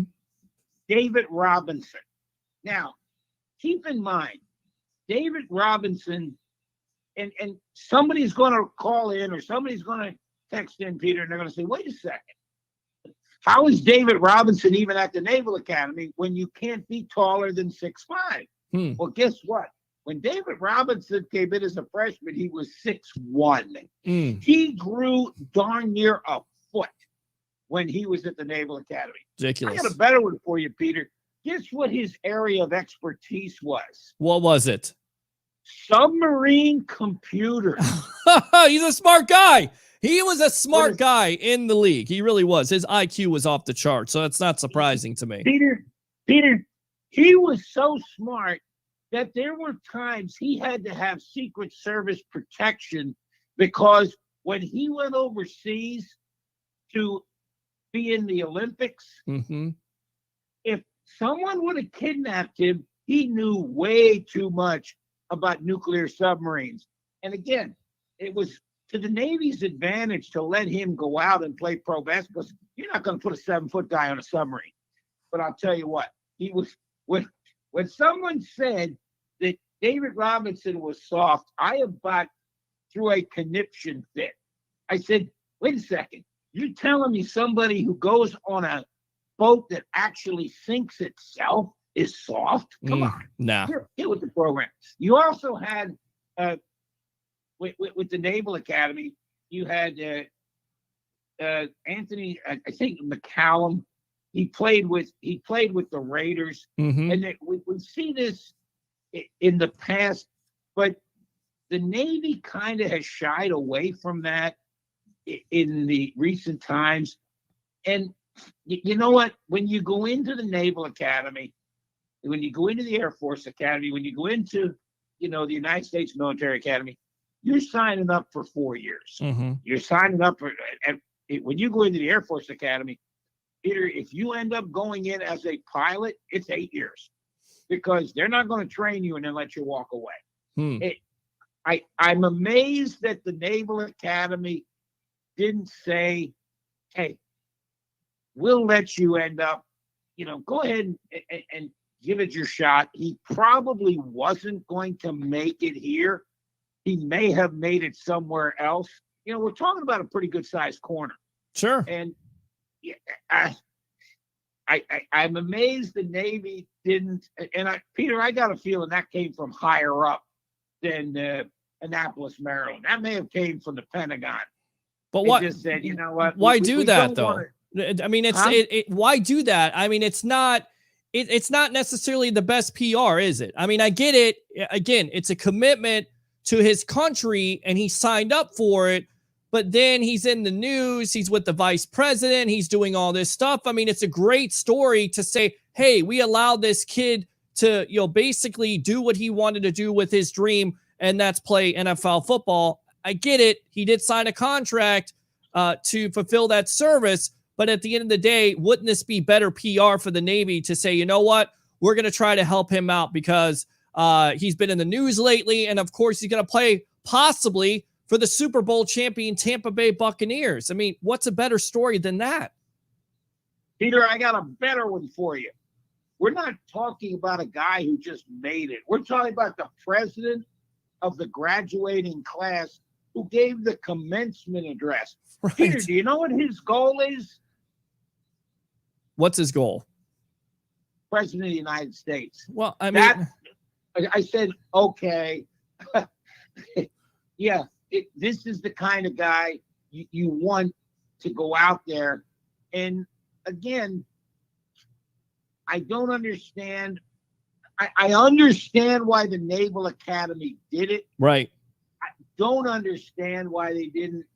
And again, the military is all about precedent, Peter. It's all about And I think that he had a chance to make it somewhere. I think they'd have said, okay, go ahead. But they don't want to set the precedent of letting guys go out, and spend 2-3 weeks and then get cut. Right. That doesn't look good. That's what they don't like. Okay, the guy, he didn't look, he didn't have it. He wasn't like Napoleon McCallum, who played with the Raiders. He wasn't David Robinson, who played with the Spurs. Right. Napoleon Kaufman. I remember. Yeah. Wow. Yeah. So- They don't like failure. And again, if he has a legitimate shot, Mhm. I think they let him go. But again, you hate to say this, but he may not be good enough to play on Sunday. I tell you what, he's sure as heck smart enough to do something on Sunday, isn't he? Yeah, that's definitely right about that. And I like to see it. I like to see him being given an opportunity. And look, if he doesn't succeed in the NFL, then he can always go back. It's not like, I don't know. I don't understand it. It's kind of frustrating to me because I actually do think he has an opportunity from what, the little body of work he's shown. And at the end of the day, who knows? Who really knows unless he gets that full opportunity from the Bucs? And unfortunately, right now, it looks like he's not going to get that. Let's go out to Larry Foote, who is on Sports Spectrum. We've had Jason Romano, who runs that. We've got to get him back on. He was talking about last season. He said a lot of our guys had COVID in the summer. And again, this is in care of also Joe Bucs fan. Want to give them the credit. Before the season, had COVID in the summer before the season. A lot of our guys caught it. I'm not going to say no names in particular, but in my room especially, I was kind of nervous. Like, man, this might be the guy that brings it to me. I bring it home to my family. So I was thankful that some of the guys had it. When I started learning about the antibodies that can catch it again for 90 days after the infection or whatnot. So I think they played in our favor that we never had a big outbreak where the NFL had to adjust our schedule. Do you believe the Bucs did not only prepare for this in the best way because we saw outbreaks with teams, that this is definitely an advantage going in from last year, that they caught a break? Oh, Peter, absolutely caught a break. I mean, we still have the scare of COVID. Look at what just happened to John Rahm out at the Memorial. And you talk about a group, the PGA, that got it dead wrong. They did. I mean, Peter, what they're saying is he tested positive because he took the vaccine. Okay. My gosh. Exactly. Wow. The guy had the shot. This was the biggest screw up by the PGA. Peter, I'm going to ask you this question. If that was Tiger Woods with a 6-shot lead and he tested positive, would they have told him he had to withdraw? No. Not a chance. Not a chance because there's too many ratings. Like, I get it. The guy, he's in the contention, but he's not Tiger Woods. That's Tiger Woods. That's the guy that basically you're tuning into golf in the first place. He's the reason why you're watching golf or why you even hear about golf, because of a Tiger Woods. So no, I agree with you. He would not. Oh yeah, it was a total screw up. Mm-hmm. I mean, I can't believe somebody in the PGA, when they can. And here's the thing, Peter. Supposedly, if you believe what they said, supposedly, they found out when he was on the 17th fairway that he tested positive. If they were so concerned about his health and the health of everybody else, why didn't they grab him right away? Oh, no, they waited till he finished the round. Come on. Yeah, I don't get it at all. It goes back to Des Bryant trying to play. I believe he's trying to play his former team on Thursday Night Football, and he gets told right before kickoff he's tested positive. He's not going to be able to play, and Des wants to quit because that's all he was looking forward to. He's going to play for the Baltimore Ravens. He wanted to play his former team, and then somehow they wait that long to tell somebody you're positive? Come on, man. Well, Peter, you know me. I'm a conspiracy guy. I know you are, buddy.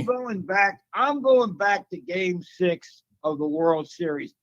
You tell me Justin Turner didn't find out until after the game, and I can't believe no member of the media actually said to Rob Manfred or any member of Major League Baseball, when did you test him? When did you find out? And if they said, well, we didn't, I said, you trying to tell me it took you over 24 hours to get that result? Hey, I may have been born at night, but it wasn't last night. And that's the problem, is you have to take these excuses and there's nothing you can do with them because the media will not ask the right questions. It's just like, what are you waiting for and what are you afraid of? All right, one last question. I'll get you out of here. We got the legend Late Night with Leo Haggerty. Coming up, we'll have Nick Alvarez of Houston Notoriety Sports Network. We'll be talking wrestling. I don't know if you're a wrestling fan or not, but definitely tune into that. Good stuff. And, of course, we'll talk more NFL football. Want to get his thoughts about Julio Jones. Jawan James files a grievance against the Denver Broncos for $15 million. Also, signs with the Baltimore Ravens. The Ravens will pay James $500,000 in guaranteed money this year while he rehabs his injury, and then he'll make more than $8 million for 2022 in Baltimore. The deal is pending a physical that will not include the Achilles injury. First and foremost, do you think James gets any money at all or any compensation or deserves any compensation from the NFL or from the Denver Broncos for the grievance? And then on top of that, how effective is this a good move by the Baltimore Ravens? Because, of course, in the offseason, they traded Orlando Brown Jr. to the Kansas City Chiefs. You know what, Peter? I don't know all the particulars, and I don't think anybody does. We really don't. I mean, I'm not going to read through all the stuff that, Mike. Right. Well, yeah. And again, it's a he said, she said, or he said. Sure. Until you get to the courts. But, Peter, I'm going to go back to the Buccaneers, and I can remember when they had the MRSA incident in the locker room. And they didn't want to take any type of ownership of that. And the daggone kicker dang near died. Mm-hmm. It got bad. Right. And I tell you, there's so many, and this is why I'm really amazed, and I don't mean to change the subject, but sure, I'm really amazed that Tom Brady and these guys are working out outside the facility. If somebody gets hurt, they're not covered. And Bruce Arians made that point in the first OTAs. Said, I just want them here. It's safer, it's smarter, they're protected. And again, if the Denver Broncos did something stupid where they were kind of transvexing the rules maybe or stretching them, right? Then they deserve it. They deserve to have this happen. But I'll tell you what, I don't think Baltimore's taking a whole lot of chances. It's $500,000 just for him to rehab, and then if he rehabs, you got a pretty good player. Yeah, no, I agree with you on that. And we got definitely a pretty good correspondent here. Late Night with Leo Haggerty, former Coach Scout and now media member, Night Sports Productions. It's Sports Mag. Once again, go ahead and promote yourself. You know what? Give us a look-see at www.itsportsmag.com. And Peter, I can't really push this enough, but go to It's Sports Mag TV. Okay. Check out our interview with Don Harnum, okay, the athletic director at Rider. That's a huge interview from a school that doesn't have football and depends on basketball during the daggone COVID. It's a great interview. I'm definitely going to check that out. Like I told you on Friday, and we'll definitely do this every Monday. We figured out a time, 10 o'clock after game days, but we're going to have you on 10 o'clock every Monday here. Mr. Leo Haggerty, thanks a lot for your time here on the Sports Web, the evolution of sports talk television, live on the Notoriety Sports Network, and I love St. Pete. All right, boss? Anytime to work for the most egregious and hardest working sports person in the area. There's my SAT word for you, Peter. Have a great evening. Appreciate you, buddy. There you go. Love when he goes and gives you those Leo words. Let me read these comments and then we'll get out to Nick Alvarez. Sorry about the wait. Sometimes that happens here on the Sports Web. We go a little bit late. So much great content to talk about tonight, whether it's your Tampa Bay Lightning, whether it's your Tampa Bay Buccaneers with the re-signing. Somebody got a raise today. The coach raise, absolutely got a raise. Both of those guys definitely deserve it. And of course, the Julio Jones trade. We'll talk a little wrestling. In fact, I'll tell you what, I'm gonna hold off on these comments for right now because a lot of this stuff is just trolling by Cam Decker. And I'm not saying I don't appreciate the comments, but come on, man. Come on. Seriously. Enough with the trolling. We'll read some of those comments when I get done with Nick Alvarez. Again, we'll get him on here right now. Mr. Nick Alvarez of Houston Notoriety Sports Network. Welcome to the evolution of Sports Talk Television. And I got to start off with this. What do you think about the Julio Jones trade to the Tennessee Titans? Does that make them a Super Bowl contender? Vegas certainly thinks so. They went from 40-1 to 25-1. Welcome to the evolution. Thank you for having me again, Peter. Man, I think it does. If Julio can stay healthy, I think it does. Who's going to beat them? Yeah, I mean, it's going to be tough. I tell you right now, you look at their offense with the Derrick Henry, of course, rushing for over 2,000 yards, and A.J. Brown, Ryan Tannehill. But I think the biggest question mark about the Titans has to be their defense. Is that where you think the biggest weakness could be in this upcoming season? Yeah, we actually talked about it on the NSN Houston this past week. We were saying we did agree that Julio was going to Tennessee. I know Caleb called it, but we also said that defense, is where it's going to matter. And I mean, I think they have the offense to keep up with Kansas City and with Buffalo now, but that defense is going to be where they really, I guess, I don't want to say struggle, but is where they're going to have to come up late in games to get those nitty gritty wins. Yeah, they're going to. They're going to have to improve on that 28th ranked defense overall. Let's talk a little WWE and, of course, AEW. Big time cuts this week. They get rid of an Aleister Black. They get rid of a Braun Strowman. They get rid of a Lana. They get rid of a Buddy Murphy. I mean, some really good talent here that, once again, WWE has kind of wasted. And you feel like, look, this is going to eventually happen. Most of all these wrestlers are going to go to AEW and they're going to have great careers and they're not going to look back at WWE. What do you think about these cuts from WWE last week? I think they were kind of shocking to the WWE universe because especially Braun Strowman, you pushed him, you had a match with him and Shane at WrestleMania, and out of nowhere it's just all right, he's gone. Aleister Black kind of was weird because you just pushed him back on TV. You had a little storyline, and then it's all right, we're done with you. I mean, there's a few I just don't understand. These cuts this time were kind of just very weird. You've cut even more people. You've cut Samoa Joe. You've cut Ruby Riott. You've cut people that can wrestle, people that can do it. They just, like you said, they never got that push. I really got that storyline that I felt they could get. Aleister Black was blooming in NXT, and now he's cut. I mean, props to him. I hope he does go to AEW, like you said. I hope he blossoms over there because I'm an Aleister Black fan. I remember he said on his podcast he was really trying to pitch him versus the Fiend Bray Wyatt. I think that would have been an amazing storyline, but we never got it. Yeah, you never got it, and that seems to be the problem with WWE. They don't know necessarily what they want to do, especially on Monday Night Raw. The numbers lately have been cataclysmically bad. I mean, really bad. 1.3, 1.4 in that last hour. I mean, do you feel like WWE eventually will go to 2 hours? And should they go to 2 hours? Because it seems like it's the same matches. It's the same bookings every week. In your opinion, what's the problem with WWE Raw? This used to be the flagship show on the USA Network.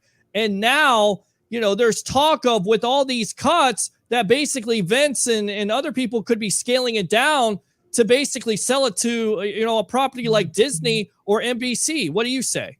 Yeah, I don't know. Raw just feels very repetitive. I feel everybody I talk to it's like you're watching the same show from the last week beforehand. Like Right. you could kind of predict it already. Like, okay, Bobby Lashley, Drew McIntyre. Okay, and then we're gonna get, this team and this team. It's like the tag teams. It's like, okay, instead of a tag team match, we're gonna get a singles from one of the tag team. It's just like every week is a repetitive with it. And like I will say this, the Randy Orton and the Riddle combo, it's funny, it's good, but that alone's not going to save the show. I feel it's just, I don't know what Raw has to do. I think 2 hours is probably best, especially you're going to be coming up against Monday Night Football coming up. Personally, majority of people, I don't care who's playing. I'm going to probably watch football more than I'm going to watch Monday Night Raw, because I already saw what you're going to do. I don't need to watch your show right now to know what's going to happen in the pay-per-view. I'll just wait, watch the pay-per-view on Peacock, and then I'll be done with it until the next one, because it's so repetitive. You're giving me the same thing every week. Yeah, it really is. And we're on with Nick Alvarez here, NSN Houston show on the evolution of sports talk television. It's the Sports Web Live on I Love St. Pete. And again, the Notoriety Sports Network. I'm your host, Peter Blake, giving you something to think about. When you go out to the comments from Ben Cornett, he says it's a shame 2-3 years they've kind of wasted Braun Strowman. Could you see him after that 90-day non-compete clause go to AEW and be a monster and possibly face Lance? I think it's Lance Archer, possibly Lance Archer or one of those monsters, because they really don't have a monster. Look, they have Big Show, but Big Show's retired. You could use Braun Strowman as definitely a monster in AEW, right? I think what AEW got, AEW Dynamite, I think that really opened a door for a lot of guys that, have a chip on their shoulder after Kurt, one of the Good Brothers. He said it best. He goes, a lot of guys and girls have been getting cut by WWE, and the first thing they do is they thank them.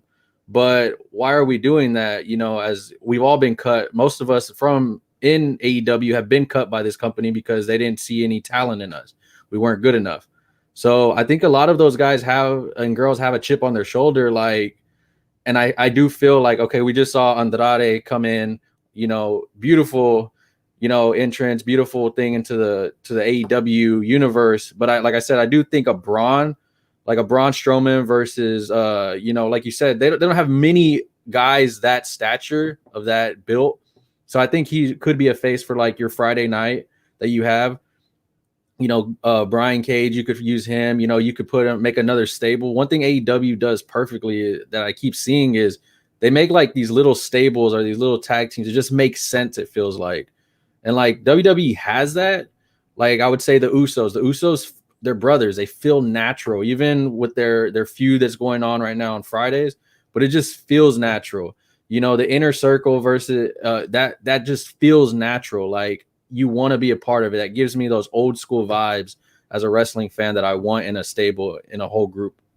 I think AEW, in some words, they have too many stables, if you will. Yeah. Sometimes it's, a little bit too much saturated, too much of a good thing. I like the Inner Circle. I like the Pinnacle, but they have this.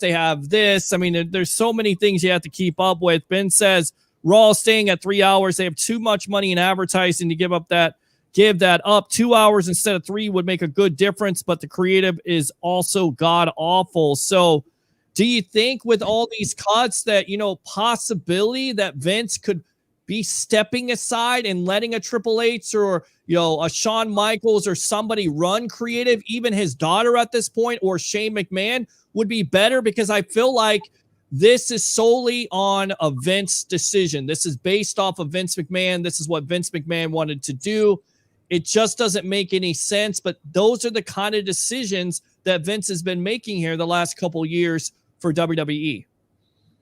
Yeah, I mean, I think another thing that shocked the universe was the Ava Marie signing. Like, we know she can't wrestle, and then you cut Ruby Riott, and you have an Eva Marie who is hated by the wrestling community that everybody knows. Look, she looks great on screen. She's going to draw ratings because there's going to be guys that are 18 to 35 that are going to watch it. But at the end of the day, also those men are tuning in to see her wrestle And if she's not as good as a Charlotte Flair or a Asuka, people are going to see through it. There's no way you can sell that unless her wrestling ability improved. And look, she hasn't been there for a little while, so I'm not ready to rule it out. But at the end of the day, Ruby Riott most likely is more talented than, Eva Marie.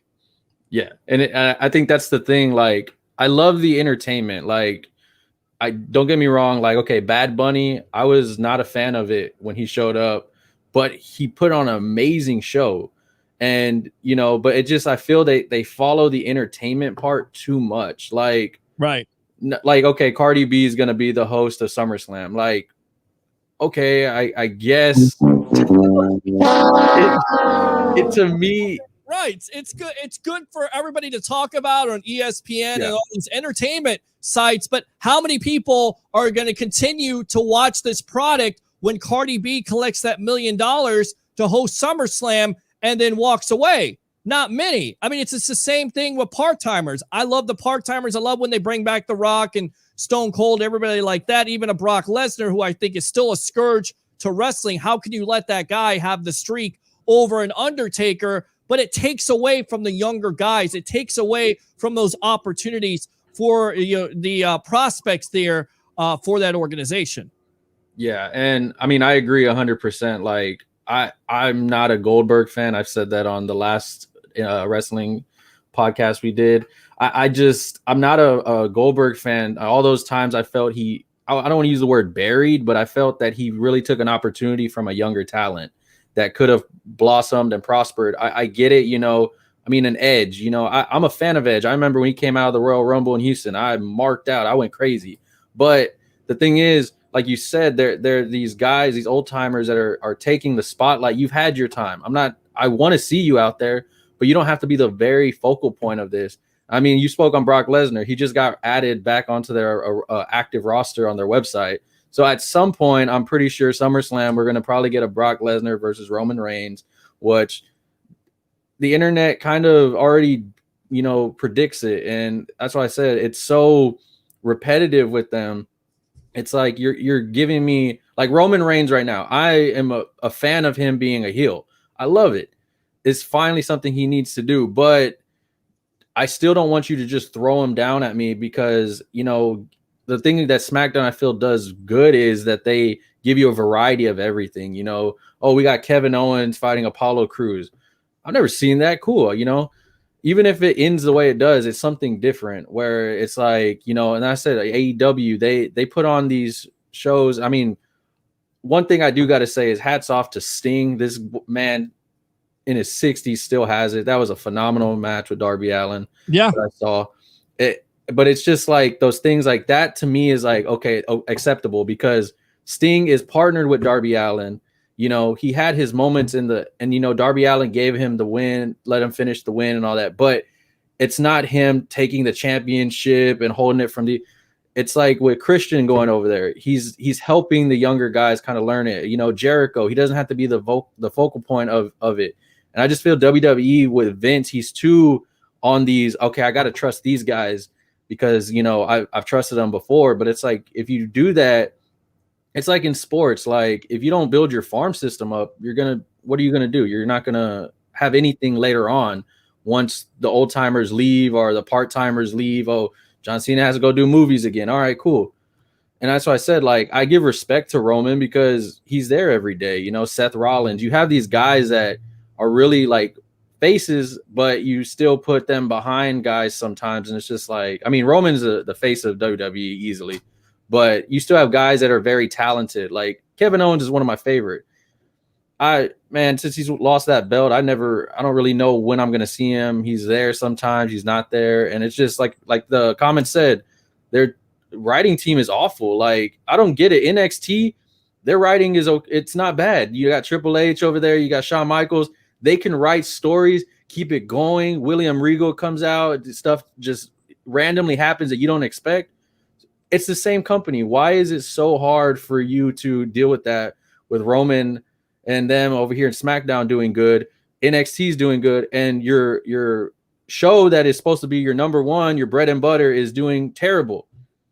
All right, we got a question here from Ben Cornett, who's a big-time wrestling fan. It's something kind of new here on the sports web. I'm a wrestling fan. This guy does a wrestling show on NSN Houston. So if you have a question, definitely tune in. Question for Nick: should Cody have gone over against Ogogo? I felt like they missed an opportunity for Anthony Ogogo to go over an established guy in AEW.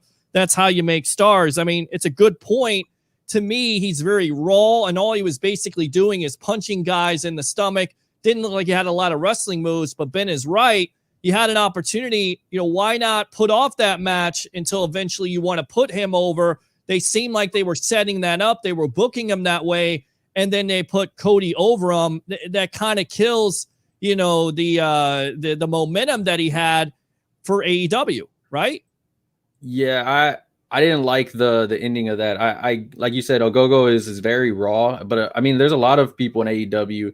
You can tell their wrestling, that there's a lot of people. This is their first time on camera, on cable, on TV, for anything, and so like they're still learning it. But I do agree, that I do feel Cody shouldn't have won that match.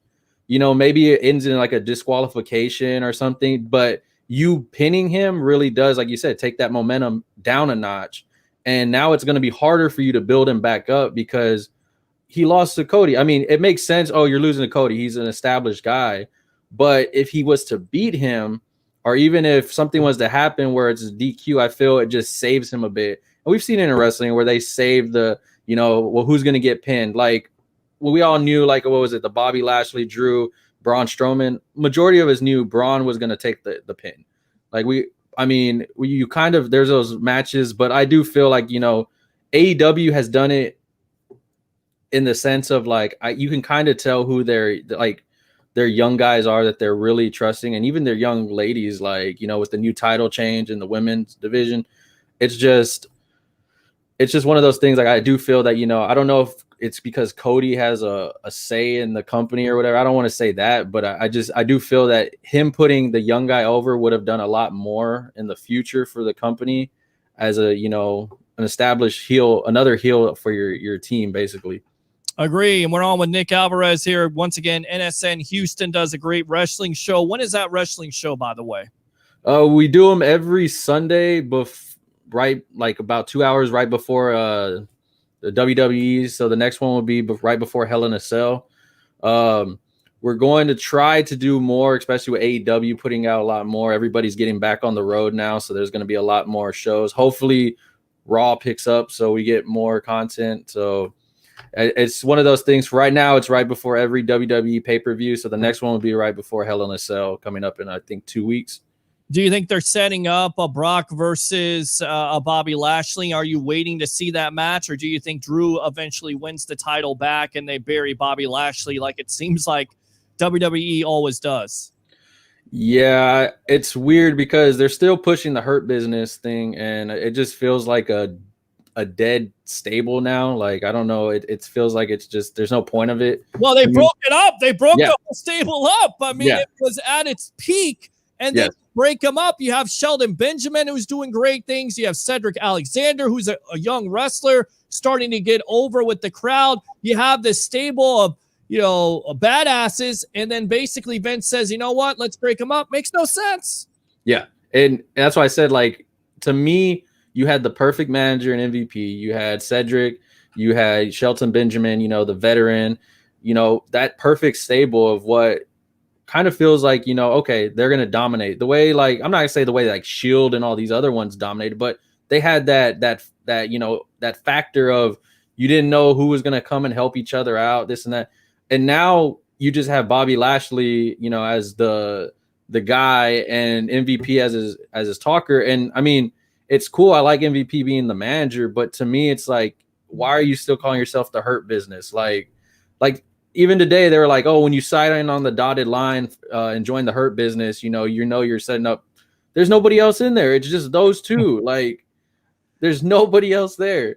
And so the story just feels like they're just kind of pushing it still.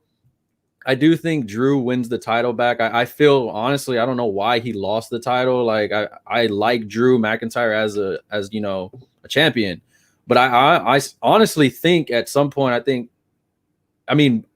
I would want to see Brock versus Roman, just because I already know once Brock goes to Raw, it's going to be just to get ratings up, and he's going to win the title, and that's what he's going to hold the title like he always does. And I'm going to be stuck with two champions that I know aren't, at least Roman right now has Paul Heyman, which I mean would be kind of interesting, I guess, later on, at like a Survivor Series or something, Paul Heyman is in the corner with Roman instead of Brock this time. But like, it's just weird. Like, I want to know how they set it up. Do they give Brock another manager? Because, I mean, no offense, Brock, but you can't really cut promos like that at all. No. And the best thing for Roman Reigns has been Paul Heyman. So that would be interesting in itself. Although I'm kind of wanting to see Brock Lesnar versus Bobby Lashley. So if they're going to set that up, word is Roman Reigns is going to face Rey Mysterio. Is that going to sell you with the beatdown he did of Dominic Mysterio the other night?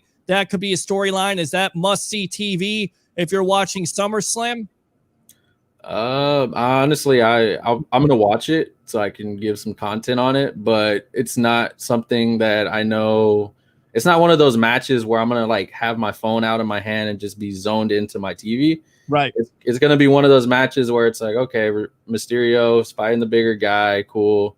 I mean, the Bobby Lashley, Brock Lesnar, it has kind of a nostalgia to me, so I guess I'll be more in tune to it. Sure.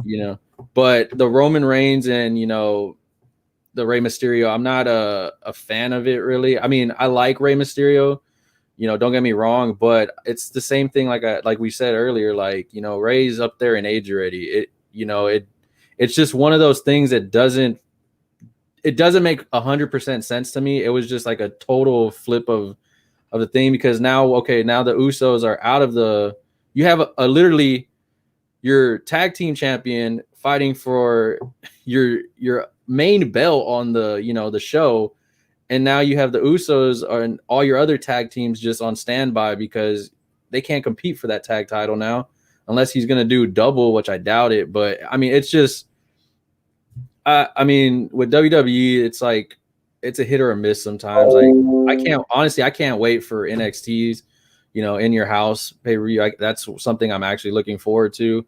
But some of these matches that they've been setting up for, it's just like I can't trust the writing anymore when it's like you're giving me a whole story of Aleister Black reading a book.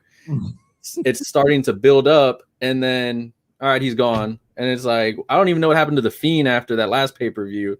Nobody's seen this guy. It's like wasted opportunity, just a complete waste of opportunity. Want to read, and I'll get you out of here. We got Nick Alvarez, NSN Houston here on the Sports Web. We're going to go out to Justin Graber here in just a little bit. Tennessee Titans, Titans Film Room and Broadway Sports Media talking about that big trade for Julio Jones.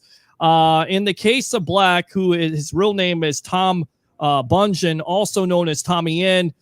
There were issues with the writing staff, but in the end, he and Murphy were both wrestlers where Vince McMahon was said to not understand their style of wrestling.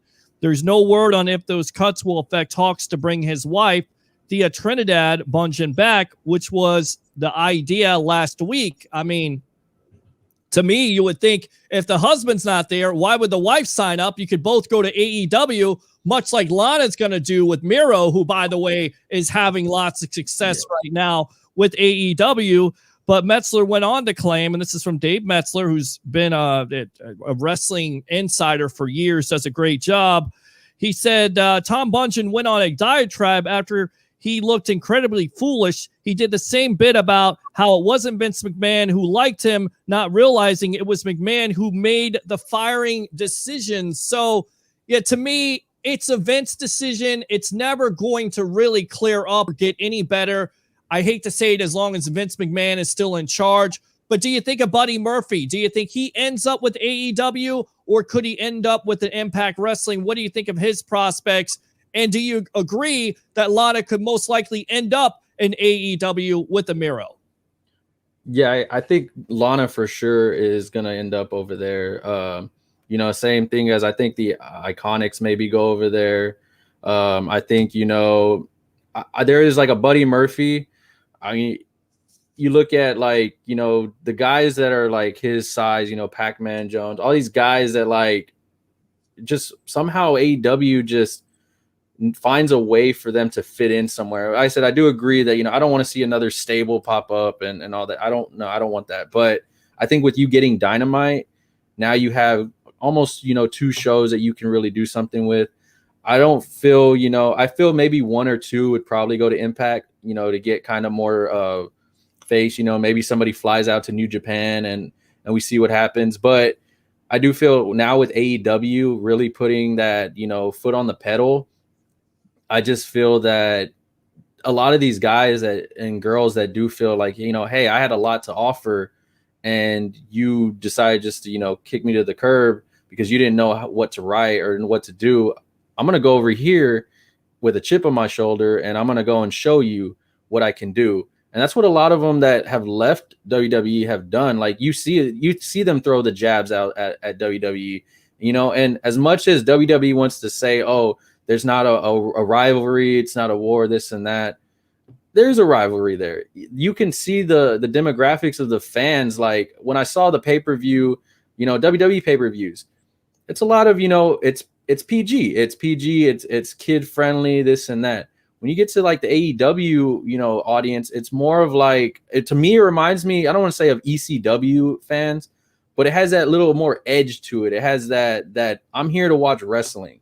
You know, I love the entertainment, don't get me wrong, but when I can respect when wrestlers are, you know, going out there, putting it out all on the line and they put on a great match. And that's why I said I'm happy that NXT moved, you know, away from AEW, because to me, it's not fair that you're going up against these, you know, marquee guys. You don't have a Chris Jericho over there. So how are you going to go, you know, against that? It's one of those things where it's like, I respect both of those just because they're both away from Vince. You know, it's one of those things where it's like NXT I feel is what Raw should take at some point and listen to whoever's writing over there and have them write for some of Raw, because Raw right now, I don't even care to watch it. I forgot it was on today until I heard it. My dad listening to it. Like I just forgot it was on today. Right. And then it hit and I was like, they were like, oh, Bobby Lashley's fighting. I was like, oh yeah. Okay, cool. And that's why I said it's one of those things that I remember growing up, I loved Raw. Like I had to watch it. And then when SmackDown with The Rock went over there, I had to watch that. And now it's like, I mean, if it's on, I mean, I'll watch it if there's a commercial like on the basketball game or the football game. But I don't care I know the wrestling matches are not going to be what I want to see as a wrestling fan. Right. But like I said, he went entertainment. He wants entertainment. And I feel at some point you're spreading the audience too wide because, okay, yeah, I may tune in to watch Cardi B because I'm a Cardi B fan at SummerSlam, but I'm not going to watch you every week because she's not on there every week. I don't want to watch that. Exactly. Good stuff, Nick. Go ahead and promote yourself here on the Evolution of Sports Talk Television. I say you can catch us before every pay-per-view, WWE. Next one will be before Hell in a Cell. I also do NSN Houston with Caleb and Zach. You can catch us every Wednesday, 7:30 p.m. Central. Appreciate for being here, man. Absolutely. Definitely. I'm just going to call you my wrestling correspondent, Mr. Nick Alvarez. Thanks a lot for your time here on the Sports Web Live on Notoriety Sports Network. And I love St. Pete. All right, boss? Later, bro. Appreciate you. There you go. Nick Alvarez having his time, giving us his time to talk wrestling. A little bit different. I'm sorry. I'm a fan.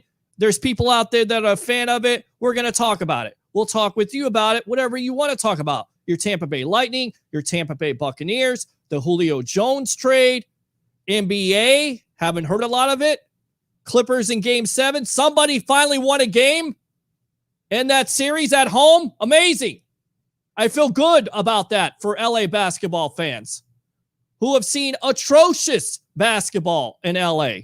727-255-0391. It's 727-255-0391. Want to go out to this guy right now, Justin Graver, who is a part of the Titans Film Room and also Broadway Sports Media. Want to get his thoughts about the Tennessee Titans and, of course, that big-time trade that your Titans made for Julio Jones. My friend, I can see the jersey. How you feeling about that? Welcome to the Evolution of Sports Talk Television. Thank you for having me on. Yeah, I think Titans fans everywhere are extremely happy about this trade. Obviously, it's been something that's been in the works for a while, been rumored to be, Julio on the move for weeks now, and Titans had been mentioned with all the teams that were mentioned, and it's great to see that something finally happened. Didn't take too long. There were some people who thought it might last till training camp, so glad that didn't happen, but glad it's finally wrapped up, and Julio Jones is a Titan, which is a player they sorely need at wide receiver. So in your opinion, Justin, you've covered this team a lot. You've seen the makeup of it offensively and defensively. Of course, the 28th ranked overall defense last year. Does this move alone put them in Super Bowl contention? Because you look at Vegas, they went from 40-1 to 25-1. So obviously Vegas likes them. What do you say? I think last year the Titans offense was great. It was one of the best offenses in the NFL, and the defense was, as you just mentioned, 28th ranked, horrible. It was their big drawback. And then they went out this offseason and they replaced their entire secondary minus Kevin Byard. So strong safety and the top 3 cornerbacks all replaced, 6 new projected starters on defense. So it was kind of this whole question of, if the Titans can keep what they had going on offense going, then this defense should be improved enough to vault them into contender status. You lose Corey Davis, Jonnu Smith, Adam Humphries, Khalif Raymond, 4 pass catchers, 4 of the top 6 pass catchers on the team gone in free agency. So it was kind of like, well, is this offense going to be good enough now? You made the defensive improvements on paper, you hope, but now you've lost all these pass catchers on offense. Can you keep it going? Well, Julio Jones, I think his production is way higher than anything that they've lost. Now you combine it all together, and that's about what Julio's produced on a year-to-year basis throughout his career, about 1,300 yards. The touchdowns, he doesn't score a lot of touchdowns. Titans are losing a lot of touchdowns between Jonnu Smith and Corey Davis, but you hope that Julio can be the guy that moves the chains and gets him in the red zone. And then from there, you got A.J. Brown and Derrick Henry. Defenses will have to pick who they're trying to stop from that group. Do you think Jones benefits from being in this offense now, taking the pressure off into A.J. Brown, and, of course, defenses having to account for King Derrick? Yeah, I think that'll be really interesting because Julio Jones has been such a productive receiver. I mean, literally yards per game, the most productive receiver in NFL history. And he's been playing in Atlanta where they pass the ball almost more than anyone. Tennessee passes the ball almost less than anyone, right? So I think that Julio himself, production-wise, might see a bit of a drop-off in what you're used to seeing from him, just because Titans aren't going to throw the ball as much as Atlanta. And given the stage of his career he's at now at 32 years old with a budding star in A.J. Brown, he's probably not the primary target anymore. So I think that from that standpoint, from like a yards and stats standpoint, you may see a decrease in what he does. But from a fit, in terms of the scheme, I think that he is a tremendous fit. This is pretty much the same offensive scheme that Kyle Shanahan installed in Atlanta in 2015 that Matt Ryan won MVP in 2016. Kyle Shanahan and Sean McVay worked together. Matt LaFleur worked for Sean McVay, brought that offense to Tennessee. Arthur Smith continued to run that same offense. Now, full circle, Arthur Smith's now in Atlanta, right? But right. So I do think that the offense itself, the play action heavy with lots of post routes and lots of deep dig routes over the middle of the field against what turns out to be off coverage because teams loading the box to stop Derrick Henry, gives Julio Jones the opportunity to run against single coverage or off coverage. Matt Harmon, who does the reception perception stuff, really great work, identified the post route as Julio's best route and said Julio Jones needs to be running more post routes. And that's the primary route in the Yankee concept that the Titans run more often than anything else, is the post over the top with the dig coming underneath on the other side. So, yeah, I think as far as the scheme fit goes with Ryan Tannehill, Julio said he wanted to go play for a big arm quarterback. Well, Ryan Tannehill was 4th, according to Pro Football Focus's deep accuracy last season. So I think he fits from that standpoint. And he wanted to be in Tennessee, which I think, the Falcons didn't have to trade him to a team that he wanted to go to. So all the recruiting by A.J. Brown and all that stuff was really fun, but ultimately it didn't mean anything in terms of where he was going to end up.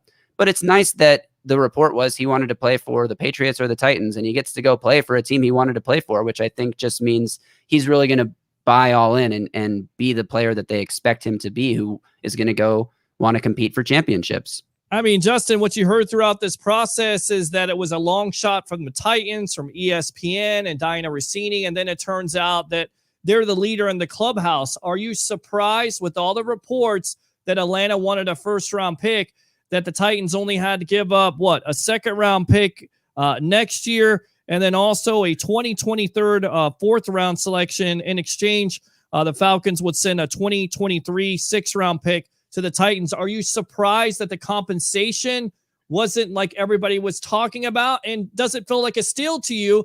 Because even though he only played in 9 games last year, you had 3 touchdowns, you had 51 catches, 771 yards. So once again, still a highly productive wide receiver. The question is, in my mind, and I think the pulse of the fans for the Titans and the rest of the NFL, can he stay healthy consistently? And I do think that's a big question. I think he's been healthy enough. I mean, he's been playing through injuries. So he's been healthy enough up until last year. He'd been playing the majority of games. And I think if you get at least 12 games out of him and playoffs, then, you're okay with him missing a few weeks here and there. I think it's super important that, to have someone like Julio Jones, because of AJ Brown also being potentially injury prone, to have, if one of those guys goes down now, at least you have the other one, and hopefully you don't lose both of them. But as far as draft compensation goes, yeah, the rumor was that the Falcons had a first-round pick on the table. Obviously, they didn't, or else they would have accepted that offer. But they may have had a situation where it was like a first-round pick in exchange for a second-round pick, which nets out to just kind of moving down in the first round for the team trading that to move from the first to the second. You'd expect, a team like the Titans to be picking later in the first round, so it wouldn't be that far of a move. So I thought that was possible, swap a first for a second. They ended up getting it done with just the second and then the 2023 pick swap of the fourth and the sixth, like you mentioned. But I don't think that is necessarily a high price to pay for Julio. I don't also necessarily think it's a bargain, because I think the contract has a lot to do with what the price ended up being, because Atlanta just wasn't in a position salary cap wise to take on any of Julio's contract for this year. So I think that may have reduced the price tag a little bit when it comes to the draft compensation. But I do think it's crazy. I mean, yes, there's the 4th, 6th pick swap, but just from like the second round pick standpoint, the Falcons traded Mohamed Sanu to the Patriots for a second round pick. And I don't think anyone would put Mohamed Sanu and Julio Jones in the same conversation. So from that standpoint, it seems like a huge bargain.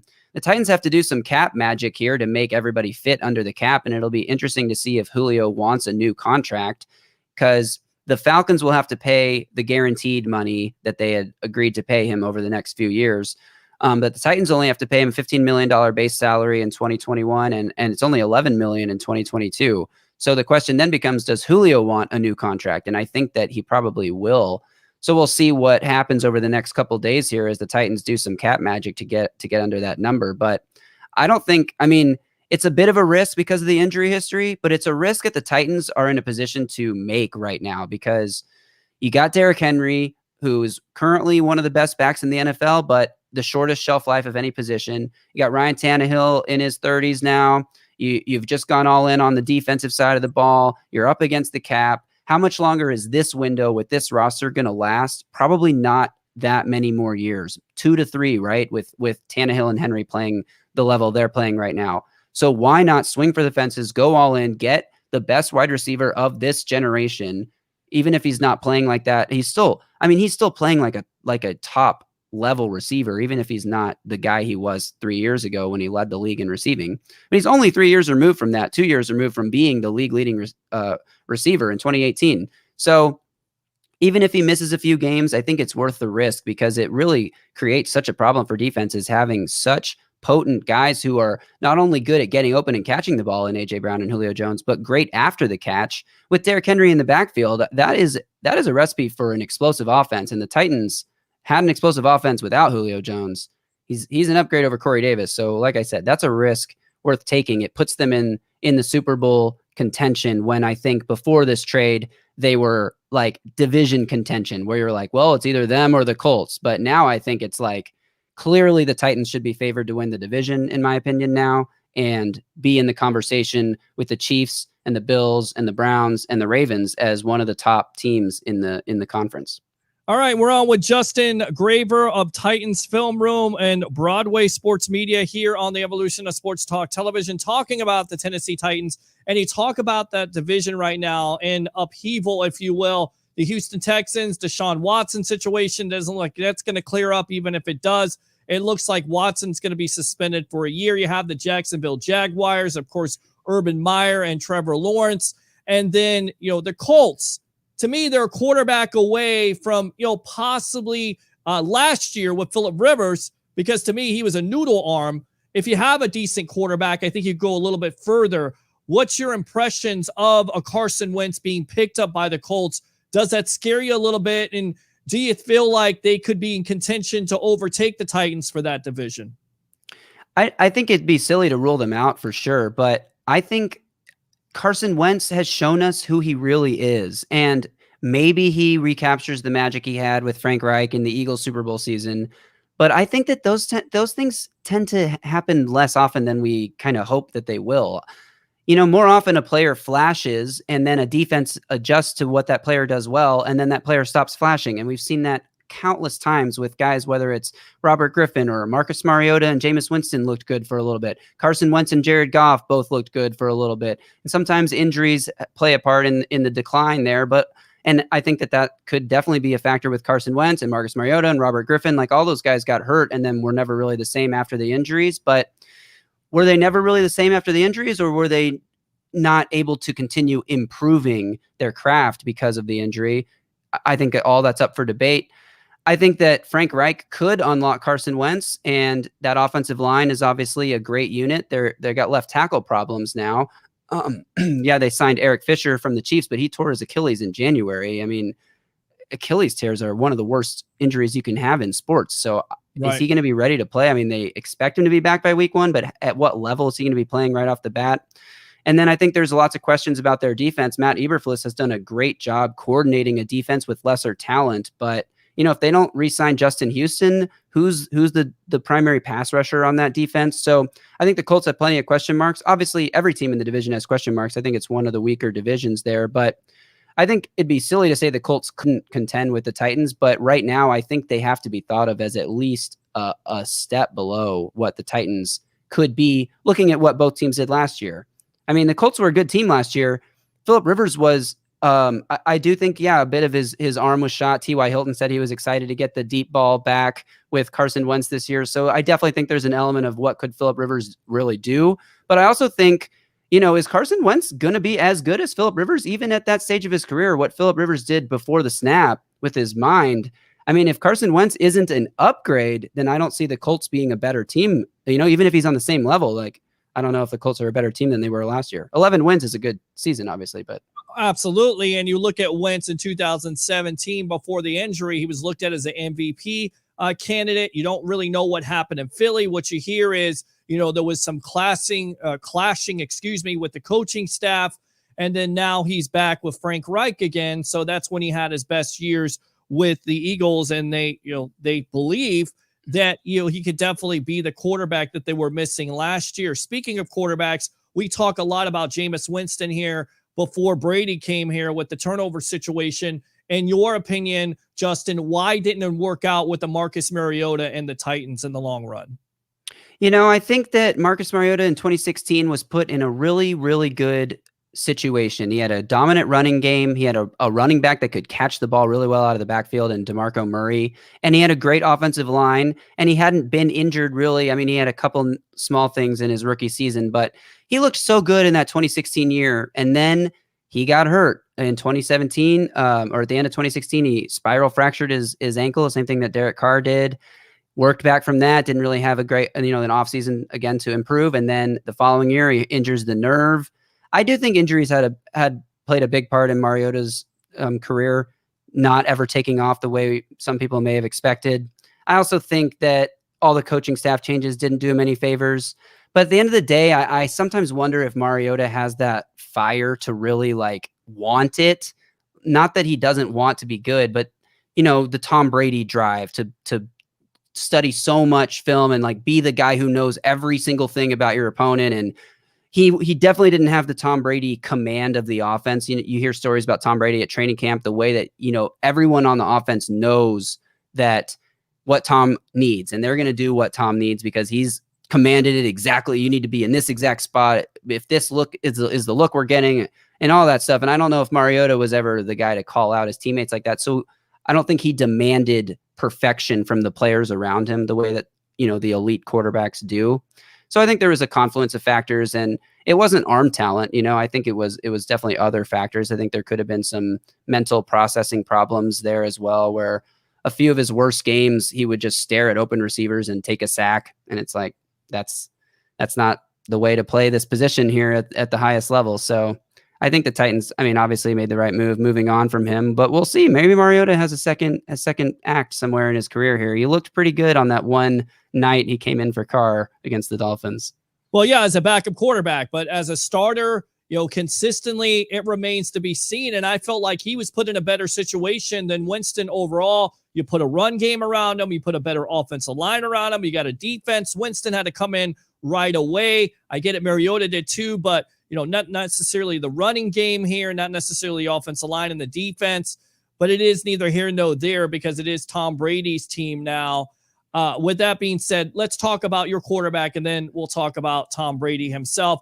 33 touchdowns, 7 interceptions. Why don't we hear more about a Ryan Tannehill? Why isn't he put up into that same conversation as a Patrick Mahomes, as the great quarterbacks of Russell Wilson? Why isn't he talked about more? Because like you said, Pro Football Focus has him as the 4th-ranked quarterback in the NFL. Why isn't he talked about more by the national media?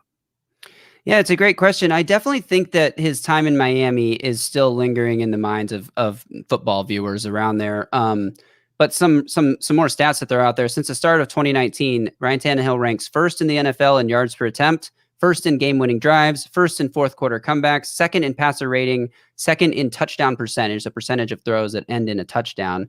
The Titans' offense, since Ryan Tannehill took over as a starter, leads the league in red zone percentage, in 50-plus yard plays, in a lot of explosive metrics. But I think what's tainting people's opinion of Ryan Tannehill is the playoff run the Titans went on a couple of years ago when they made it all the way to the AFC Championship game on the back of Derrick Henry running for 150, 170 yards each week, and Tannehill throwing for less than 100 yards and getting playoff victories. I think it left this impression on everyone's mind that, the Henry is the Titans offense and Tannehill just like gets in the red zone and throws a touchdown that's really easy to throw because all the defense is focused on Henry. And there are some elements of that are a little bit true, but at the end of the day, Ryan Tannehill came in week 7 of 2019, or towards the end of week 6, 2019. Marcus Mariota started the first 6 games. Titans were 2-4. The offense was one of the worst in the NFL. Ryan Tannehill comes in, and the Titans vault to one of the most explosive offenses. They go from one of the worst red zone teams to they finished the season with the best red zone percentage of any team in the league. And they were at like 25th or something when Tannehill took over. So they vaulted over, like they finished the year. It wasn't just the weeks Tannehill was starter. They finished the year as the number 1 red zone team. So I think that the change that he created when he became the starter is so apparent that erases any doubt from my mind about Tannehill's role to play. But the Titans are a small market team. They don't play too many primetime games. The few primetime games they did play last year was like the Packers game where they got smoked because Henry got stuffed early, and then it was a snow game, ice game really, and Tannehill didn't do a whole lot outside of a really long run that he had off the keeper, the read option keeper play. But yeah, I mean, Tannehill hasn't like done a whole lot with his arm on a national stage since he became the Titans starter. And the few times that the public has seen him, it was Henry running wild. So I definitely think that that's a reason why people think of Tannehill as lesser than, the elite tier of quarterbacks, which he has played like since he took over as a starter. But a player like Julio Jones could change that perspective or that perception of what Tannehill is, because naturally he's a guy that produces yards. He gets yards after the catch, that those are added to Tannehill's stats, and his catch percentage, his catch rate, his expected catch rate, the next gen stats, catch rate over expectation, which is like they factor in all the catches that have ever been made and all the incompletions that have ever been made, and how close the closest defender is, and how the depth of the target, and how much pressure the quarterback was under, and they do the expected completion rate, and that for the quarterbacks, an expected catch rate for wide receivers. And Julio Jones in 2020, last year, when he was old and hurt, was number 1 in the NFL in catch rate over expectation.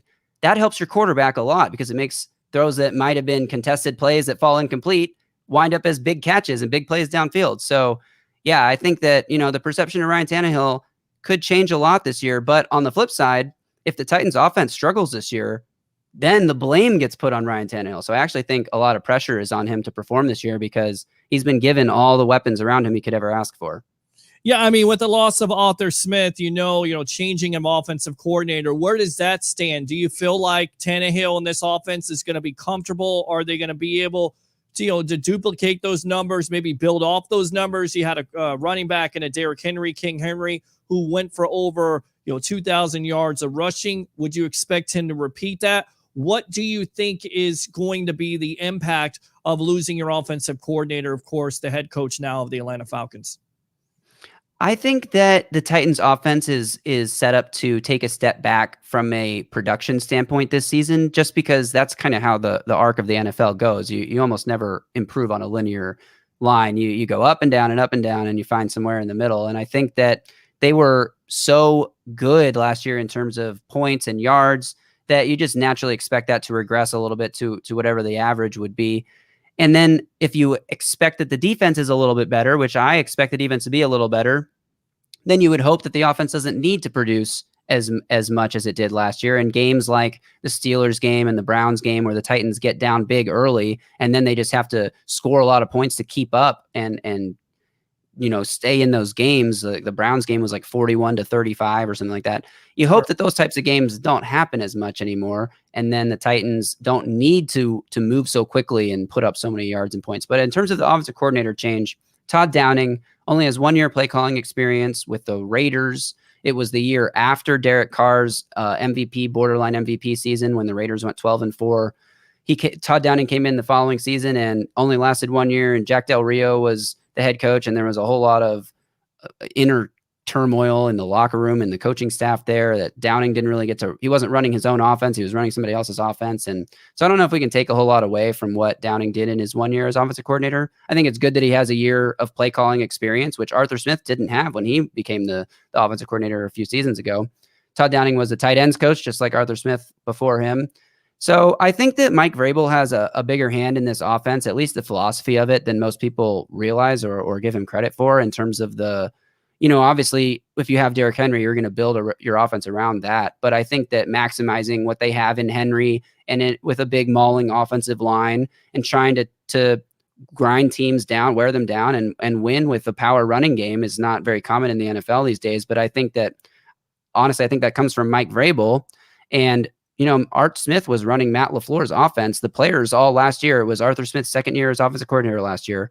But whenever any of the Titans players would talk about the offense, they talked about being the third year in the system, which means that they were still running the same system that Matt LaFleur installed, offensive coordinator before Arthur Smith. So I think they're going to still be running that same system. So it'll be up to Todd Downing to just, have good timing with his deep shot play action calls and stuff like that.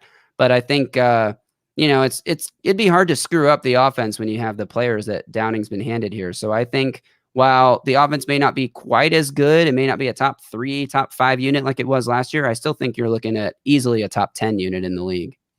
Good stuff. We keep on going back to the defense again, 28th overall. Sell me on this defense. It's got to be better here, Justin. I mean, without a Jadeveon Clowney, who is a major disappointment and a cash stealer with what he did, and trying to hold out for money and then finally getting it and basically doing absolutely nothing, and getting a kid like a Bud Dupree, who I've heard nothing but good things for. Trust me on this. I talked to a coach by the name of Des Walker, who works out with him, who's a pass rushing specialist who works for Chuck Smith's Academy, and he has nothing but great things to say about him. But tell me with this defense, tell me how good this defense can be this year. Is it going to improve? It has to, right? It has to go up. It can't get any worse, right? I totally think that it has to get better, because if it is worse, you may be looking at the end of the Mike Vrabel era a lot faster than anyone thought, because ultimately, as a defensive-minded head coach, it falls on him. But I think there's a bunch of factors at play here that could be promising for the Titans. Number one is just the pure volatility of defense from year to year. Defense as a unit is so volatile from year to year, whereas offense often remains fairly constant from year to year. So just that, and this is because of the nature of flukiness of the way a fumble bounces, or turnovers, tipped passes, and interceptions, things of that nature. And even just like red zone defense, like I think we look at red zone percentage as this stat that means how good a team is in the red zone. I know I just use it to prop up Tannehill and the Titans offense, but at the end of the day, football is such a small sample size game. You know, a guy drops a red zone touchdown and that could change a defense's red zone percentage by multiple percentage points when you're early in the year or whatever. Like, so just by pure luck, you'd think the Titans would rebound a little bit. Then there's the defensive coordinator. Last year, the Titans did not have a defensive coordinator. Nobody was named defensive coordinator. And Shane Bowen called the plays, but he was also the outside linebackers coach. And a lot of Titans fans and a lot of people who cover the team were like, oh, okay, he called plays. He wasn't the defensive coordinator, but he really was. And that's kind of the impression we've all been operating under until this past week. Shane Bowen spoke to the media for the first time since being officially named defensive coordinator this offseason. And they were like, so is the position different? And he was like, yeah, it's actually a lot different. My roles and responsibilities have changed a lot day to day. And we were all kind of like, oh, really? Interesting. we thought that you were just a defensive coordinator with no name last year, and now they've given you the title and that's it. But, you know, not having to be the outside linebackers coach in addition to being defensive coordinator is going to make his life a whole lot easier. They have an actual dedicated outside linebackers coach, and he can be the dedicated defensive coordinator. On top of all that, I think the Titans were telling us a lot about what they thought the problems were with the offseason moves they made. They cut Malcolm Butler. They neglected. They had Adoree Jackson's fifth-year option picked up, and they unpicked it up. They cut, or they did not pursue re-signing Desmond King. So those are your top three cornerbacks from last year. And they didn't lose them in free agency. They decided we don't want these players on our team anymore. They also cut strong safety Kenny Vaccaro. They didn't make any efforts really to re-sign Jadeveon Clowney, or obviously they cut Vic Beasley in the middle of the season. And I think that, you know, going out and retooling the secondary, signing Bud Dupree, signing Danico Autry, which I think is a hugely underrated signing that they made. These are going to be substantial improvements. Even if you think of Bud Dupree and Jadeveon Clowney as like pretty similar-ish players in terms of their physical profile and what kind of strengths and weaknesses they bring to a team. I think that you said it with Clowney, the whole, I don't know if he's like intentionally stealing money or whatever, but showing up to right. I mean, he held out for all this money. He had like this bidding war, and then finally you get him. And look, Clowney can take over games, Justin. We've seen it. We've seen it in college. But the problem was with drafting this kid is that he's so inconsistent, and it's almost like effort. He plays when he wants to play. He's almost like a Randy Moss on defense. I play when I want to play. With the Bud Dupree, you know that he's going to give you the maximum effort because he has something to prove and he wants to be great. I'm not sure if Clowney wants to do that. I totally agree. And I think that Clowney not showing up to the team until basically after training camp, not during training camp, like it was September when he signed his contract with Tennessee. You know, that makes a big difference. And he was out there. I mean, it didn't help that the Titans' first game of the season last year was in Denver in the altitude, but he said he wasn't in football shape 4 weeks into the season. He still wasn't in football shape. Well, you know, if you didn't hold out for all of training camp and you actually went to training camp and like got to know your teammates and stuff and bonded with them for 2 months before the season started, you might be in football shape by the time the season started. And then he was hurt by week 9. So it's like, I don't even think of Clowney as being a factor in last year's defense. Bud Dupree is already there. He's already doing OTAs with the team. He's been doing virtual meetings all off season. That's such a difference for the ability to like pick it up and get going right away once you get into the season, which, you know, is going to be here before we know it. So having a guy like Bud Dupree, and then Christian Fulton was a highly thought of cornerback coming out of LSU last year. And unfortunately, injuries just basically destroyed his whole rookie season. You have to hope he's healthier this year, but if he is, you know, he should be better. He should at least be better than the 4th and 5th string cornerbacks the Titans were trotting out on a weekly basis with Adoree Jackson hurt all season and Christian Fulton also hurt all season. They were playing guys like Ty Smith and Breon Borders and people that most fans have never even heard of were their starting cornerbacks last year. So now you bring Christian Fulton along from as into his second year, hopefully a much healthier second year. You sign Janoris Jenkins, who's been playing, even though he's getting up there in age, playing pretty good football with the Saints last year. I think he's at least going to give you what Malcolm Butler gave you. And Malcolm Butler was by far the Titans' best secondary player last year. Mm-hmm. And then you got young players that are going to have to step up. You know, Harold Landry's got to step up now that he's got Bud Dupree and Danico Autry on that defensive line with him. Amani Hooker is a third-year safety that's going to step into a starting role that played about 50% of snaps last year and actually tied for the team lead in interceptions with 4, despite only playing half the snaps. So I think that there is a lot of youth. They added a lot of speed. Caleb Farley in the first round. How healthy is he going to be? How quickly is he going to be good? You never know what to expect from a rookie, especially at cornerback. But I think there's a lot of upside on the defense. Things have to go as they, the players have to click and gel and play well together. They can't be bad like they were last year. But I think that, like I said at the beginning of this little section here, the Titans said this was a personnel problem last year, and they went out and they overhauled the personnel and they retained the guy who was calling the plays for the defense. So to them, they said that we just need better players back here. We don't need a better scheme or a better coach or whatever. But they also brought in Jim Schwartz as a defensive consultant. And, you maybe fear that there's too many cooks in the kitchen now with Vrabel's history as a defensive coach and defensive coordinator. Shane Bowen is the actual defensive coordinator. Jim Schwartz has a long history of defensive coordinator and also a bit of a history of being a prickly personality. So you have to hope that all those guys can mesh together well too. But not Schwartz, not the guy that tried to challenge Jim Harbaugh some years back. And look, Schwartz is definitely a talented defensive coordinator. Maybe not a head coach, but a defensive coordinator. He can definitely get it done. What do you think about the rookie, Fairley? Some injury stuff coming out about his back. I mean, do you like the pick? Is he going to be healthy for the season? What do you know about him? Give us a little insight about him. I loved the pick. I predicted this. I predicted Caleb Farley would be the pick on my podcast the week before the draft. We were all aboard the Caleb Farley train. I think that John Robinson's done this twice now. Jeffrey Simmons a few years ago and Caleb Farley this year is you take a player who, if they were fully healthy on draft night, they would go higher than they went. And so you think of it as a value or a bargain or a potential blue chip player much later in the draft. I think that, all the reports are that his back is improving just fine. He did have to have a second procedure, but that wasn't because he had a setback. It was to go in and clean up the initial injury a little bit more. And everyone says that he's going to be ready to go by training camp.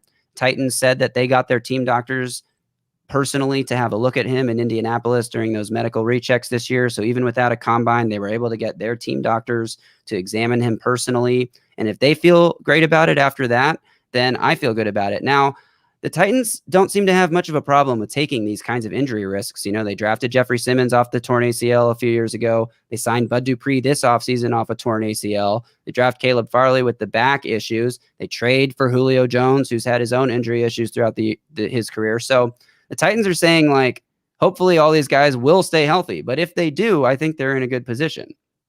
Yeah, I mean, it's kind of weird because you have John Robinson, who used to be in the front office with Jason Light, who, by the way, got an extension today. And, this team kind of does the same thing. Antonio Brown has some type of injury, but they still are going to sign him. You have Chris Godwin, who's somewhat injury prone, Mike Evans, but they take their chances. I love the kid Simmons, and I feel like if Simmons didn't have, the off the field baggage and, of course, the red flags, what he did at college football at the defensive level, at defensive tackle, was just dominant. Absolutely. And he had COVID last year, around week 4 or 5. So I think that, he wasn't as good. I don't think a lot of Titans fans will tell you they maybe expected him to be better than he was last year. I don't know if COVID played any part in that, but I know Myles Garrett was one of the only players who really talked openly about how difficult it was to deal with COVID as a player. And Garrett said he was getting 4 breathing treatments each day to deal with COVID impacts. So what that does to your conditioning, your ability to play multiple snaps in a row and fourth quarters of NFL games and stuff. And I don't know if that played a role, but I do think Simmons' ceiling is higher than what we've seen yet in the NFL. So yeah, him, Danico Autry, Bud Dupree, and Harold Landry, I think is one of the best groups of front 4 guys the Titans have had in a long time that could actually be a unit that gets pressure on quarterbacks without having to blitz so much. Kind of like what you see in Tampa Bay with that group that just won the Super Bowl.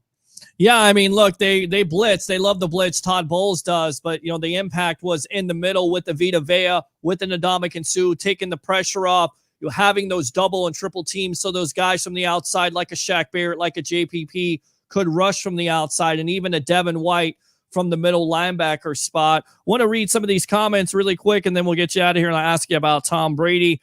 Colts are still a better team in the division, in my opinion. Christopher is not sold on it, but I tell you right now, listening to this guy talk and seeing some of the moves that the Titans made, I feel like clearly they are the number one team in that division and will definitely make some noise when it comes to Super Bowl contention. I do agree. First Titans, second Colts, third Texans, fourth Jags. Book it, laugh out loud, but Titans will run the AFC South. And Christopher says, Nick, I've got the Colts first, the Titans second, with both making the playoffs, but the Titans will go further because of their running game. And I love how people say, the NFL game has changed. You look at the Titans, you even look at the Tampa Bay Buccaneers in the postseason when they went on their run, running with the Leonard Fournette and the Ronald Jones and guys like that. You have to have balance. In fact, running more in the Super Bowl than passing was what took the pressure off of a Tom Brady. Talk about Brady. I mean, this guy is just unbelievable. 43 years old, going to be 44 in August, 40 touchdowns, still playing at a high level. All the analytics said it couldn't happen. What are your thoughts on Brady and what he did for Tampa last year? I think it's unbelievable how high a level that Tom Brady's still playing at. And I think what it does when you bring a player like that in is it doesn't just send a signal to fans and to media that like we want to compete for a Super Bowl this year. It sends a message to the locker room. And when Mike Evans and Chris Godwin and all those guys find out that they're going to be playing with Tom Brady, you don't think that motivates them to like be the very best player that they could be that season? Not that those guys don't always want to be the best player they can be, but you take that extra rep, you go a little harder in every practice. You want to get those details exact for a quarterback like that. So not only is he the greatest player in the league and maybe in league history, he also makes all of his teammates better just by existing in the locker room. And then that doesn't even account for like the example he sets by being the first guy in and the last guy out and the hardest worker there and so committed to his craft and his taking care of his body and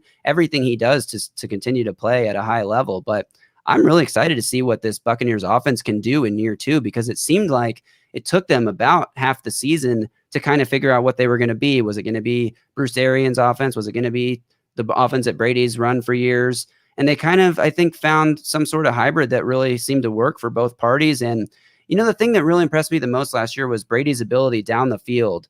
From like a fantasy football standpoint, I was kind of weary about Mike Evans heading into last year because I was like, can Tom Brady still chuck it like he used to? And I think that last year showed that he absolutely can.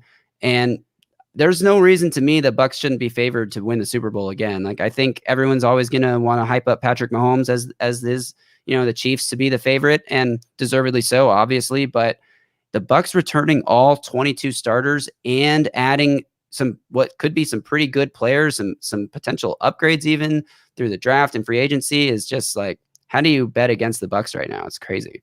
I don't think you can. And like I said before, last March, I said Super Bowl or bust. I'm saying the same thing now, Super Bowl or bust, because look, there has not been a team in the salary cap era that's done it. The last team to do it, week one starters would be the 1979 Pittsburgh Steelers. Of course, they went on to win a Super Bowl. Super Bowl starters, the 1977 Oakland Raiders. Very impressive. And that's the reason why BA and, of course, Jason Light got a raise and an extension. Would be Light, not BA. Of course, this contract until 2023. Good stuff, man. Thanks a lot for your time. First time being on the Sports Web. Definitely don't be a stranger. Justin, go ahead and promote yourself. Thanks, Peter. I had a great time. Yeah, you can follow me on Twitter at Titans Film Room, and I'm formerly with Broadway Sports Media. Unfortunately, I had to step away from that, but I would still highly recommend, if anybody out there is looking for Julio Jones coverage and what this means for the Titans specifically, nobody does it better than the guys over at BroadwaySportsMedia.com. So definitely go check out my buddies over there. And you can find me at Titans Film Room on Twitter. All right. Like I said, Justin, definitely don't be a stranger here. We'll get you right back on the Sports Web. Maybe talk some Tennessee Titans and around the National Football League. I believe we're like 94 days away from opening season. So good stuff. And the Titans, the Titans and Bucs will be doing a week of training camp together this year also. Well, there you go, my friend. You won't be a stranger. We'll get you on the Evolution of Sports Talk Television live on I Love St. Pete and the Notoriety Sports Network. Thanks a lot for your time. All right, Justin?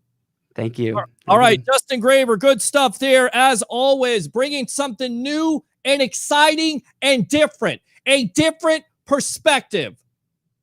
I like that. I like to hear from other teams. I learned something.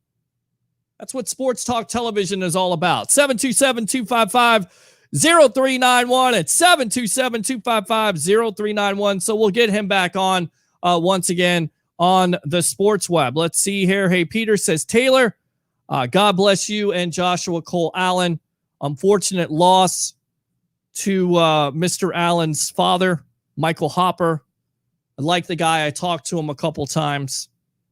I'm very sorry. I know how it feels to lose a father. It's definitely tough. So hopefully you guys are getting through it. Stay strong. And my prayers are with you with everything else. All right. Let's see here. Christopher says, Nicholas Alvarez. All right, we read those comments. Let's go out to some of the ones we didn't read because I want to make sure we read some of these comments, even though some of them are very foolish and troll-like. I can go ahead and deal with it. Even NXT now, although it's still better than Raw, you could see some silly WWE stuff with Frankie Monette and Index storylines right now. I agree with you. I don't understand some of it at all. I could see Murphy going to New Japan. He would fit their style over there where it's more wrestling oriented than just promos. I honestly wouldn't put Lana with Miro if she goes to AEW. Miro alone is good right now, but you know they're going to do that because that's what Tony Khan is looking at. Reports today say that WWE will have another draft this fall. That'll be interesting. They need to end the brand extension. SmackDown is okay with Roman Reigns, but Raw is an absolute atrocity to watch. It's ridiculous. Let's see. The one thing WWE did right was Hurt Business. Then Vince broke it up. I think we read some of these questions. All right, so we did read these questions. Let's see here. Reports say Eva Marie will be more of a mouthpiece for NXT. Call-up name I heard was Mercedes Martinez or Piper Niven of NXT UK.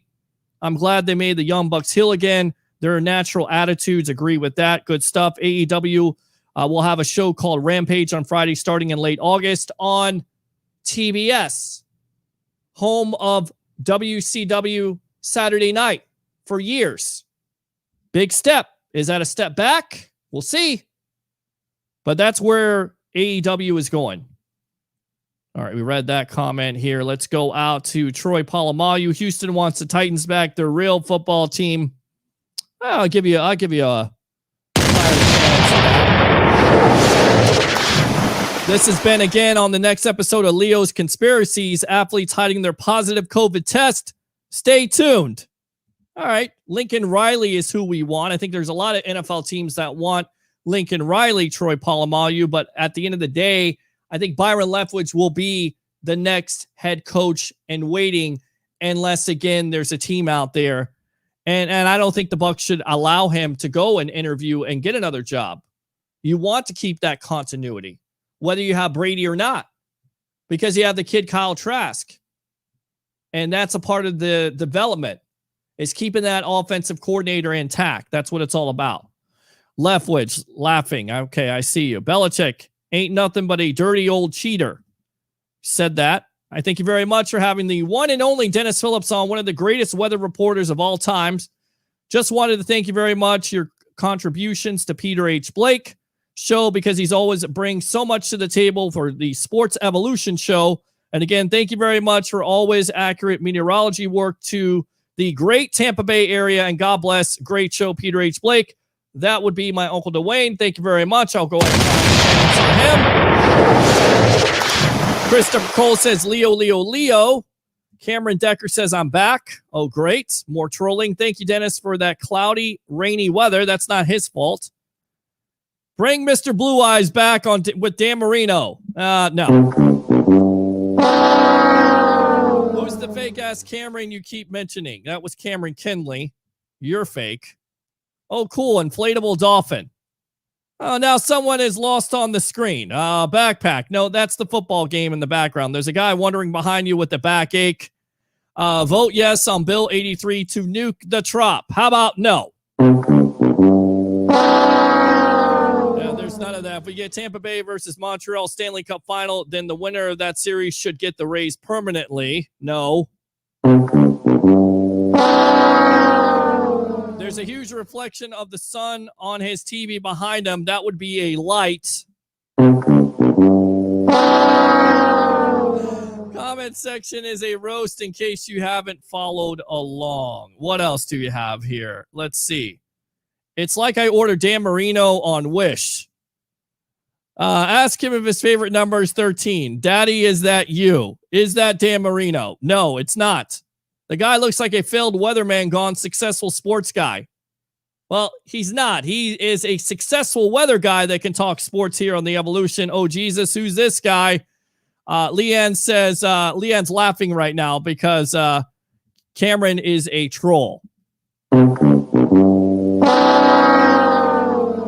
And I gotta tell you something, man. You definitely made me laugh tonight. I hope all you had a good time tonight on the Evolution of Sports Talk Television, a part of the Notoriety Sports Network. I love St. Pete. StPeteKeyTag.com. Tell them I sent you. Thanks to the great Travis Fraley of Rocket Sports and Entertainment. Dennis Phillips of ABC Action News, if not the best meteorologist out there, right? I mean, one of the best, if not the best. Leo Haggerty, the legend himself, Late Night with Leo, which will be on Monday nights at 10 o'clock. Tune into that. 10:30, of course, Nicholas Alvarez, the NSN Houston. Thanks to him for talking wrestling. And, of course, Justin Graver of TitansFilmRoom.com. We'll be back on Friday night here. We're late on Tuesday morning. Almost 3-hour sports talk show of everything you want to talk about. Do 3 things for me to end the night the right way. Bring your passion. Bring your excitement. Just don't bring any nonsense. I'm your host, Peter Blank, and I'll see you on Friday night on the Evolution Sports Talk Television live on I Love St. Pete and a part of the Notoriety Sports Network. Have a great night.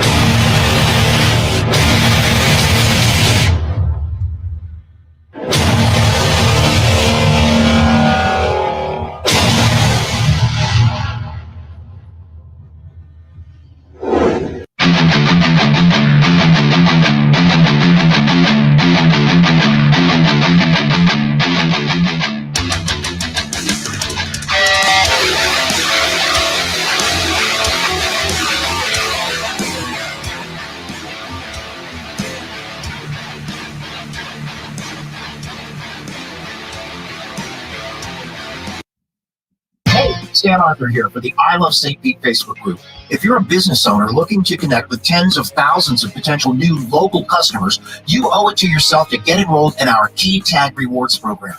Since 2019, we've signed up more than 200 local merchants. Sponsor opportunities are available too, such as our group banner ad and even your own custom key tags. Just go to stpetekeytag.com, get enrolled, and get ready to get busy. stpetekeytag.com. Notoriety Sports Network. Breaking news, live shows, unprecedented content. Notoriety Sports Network. Built different.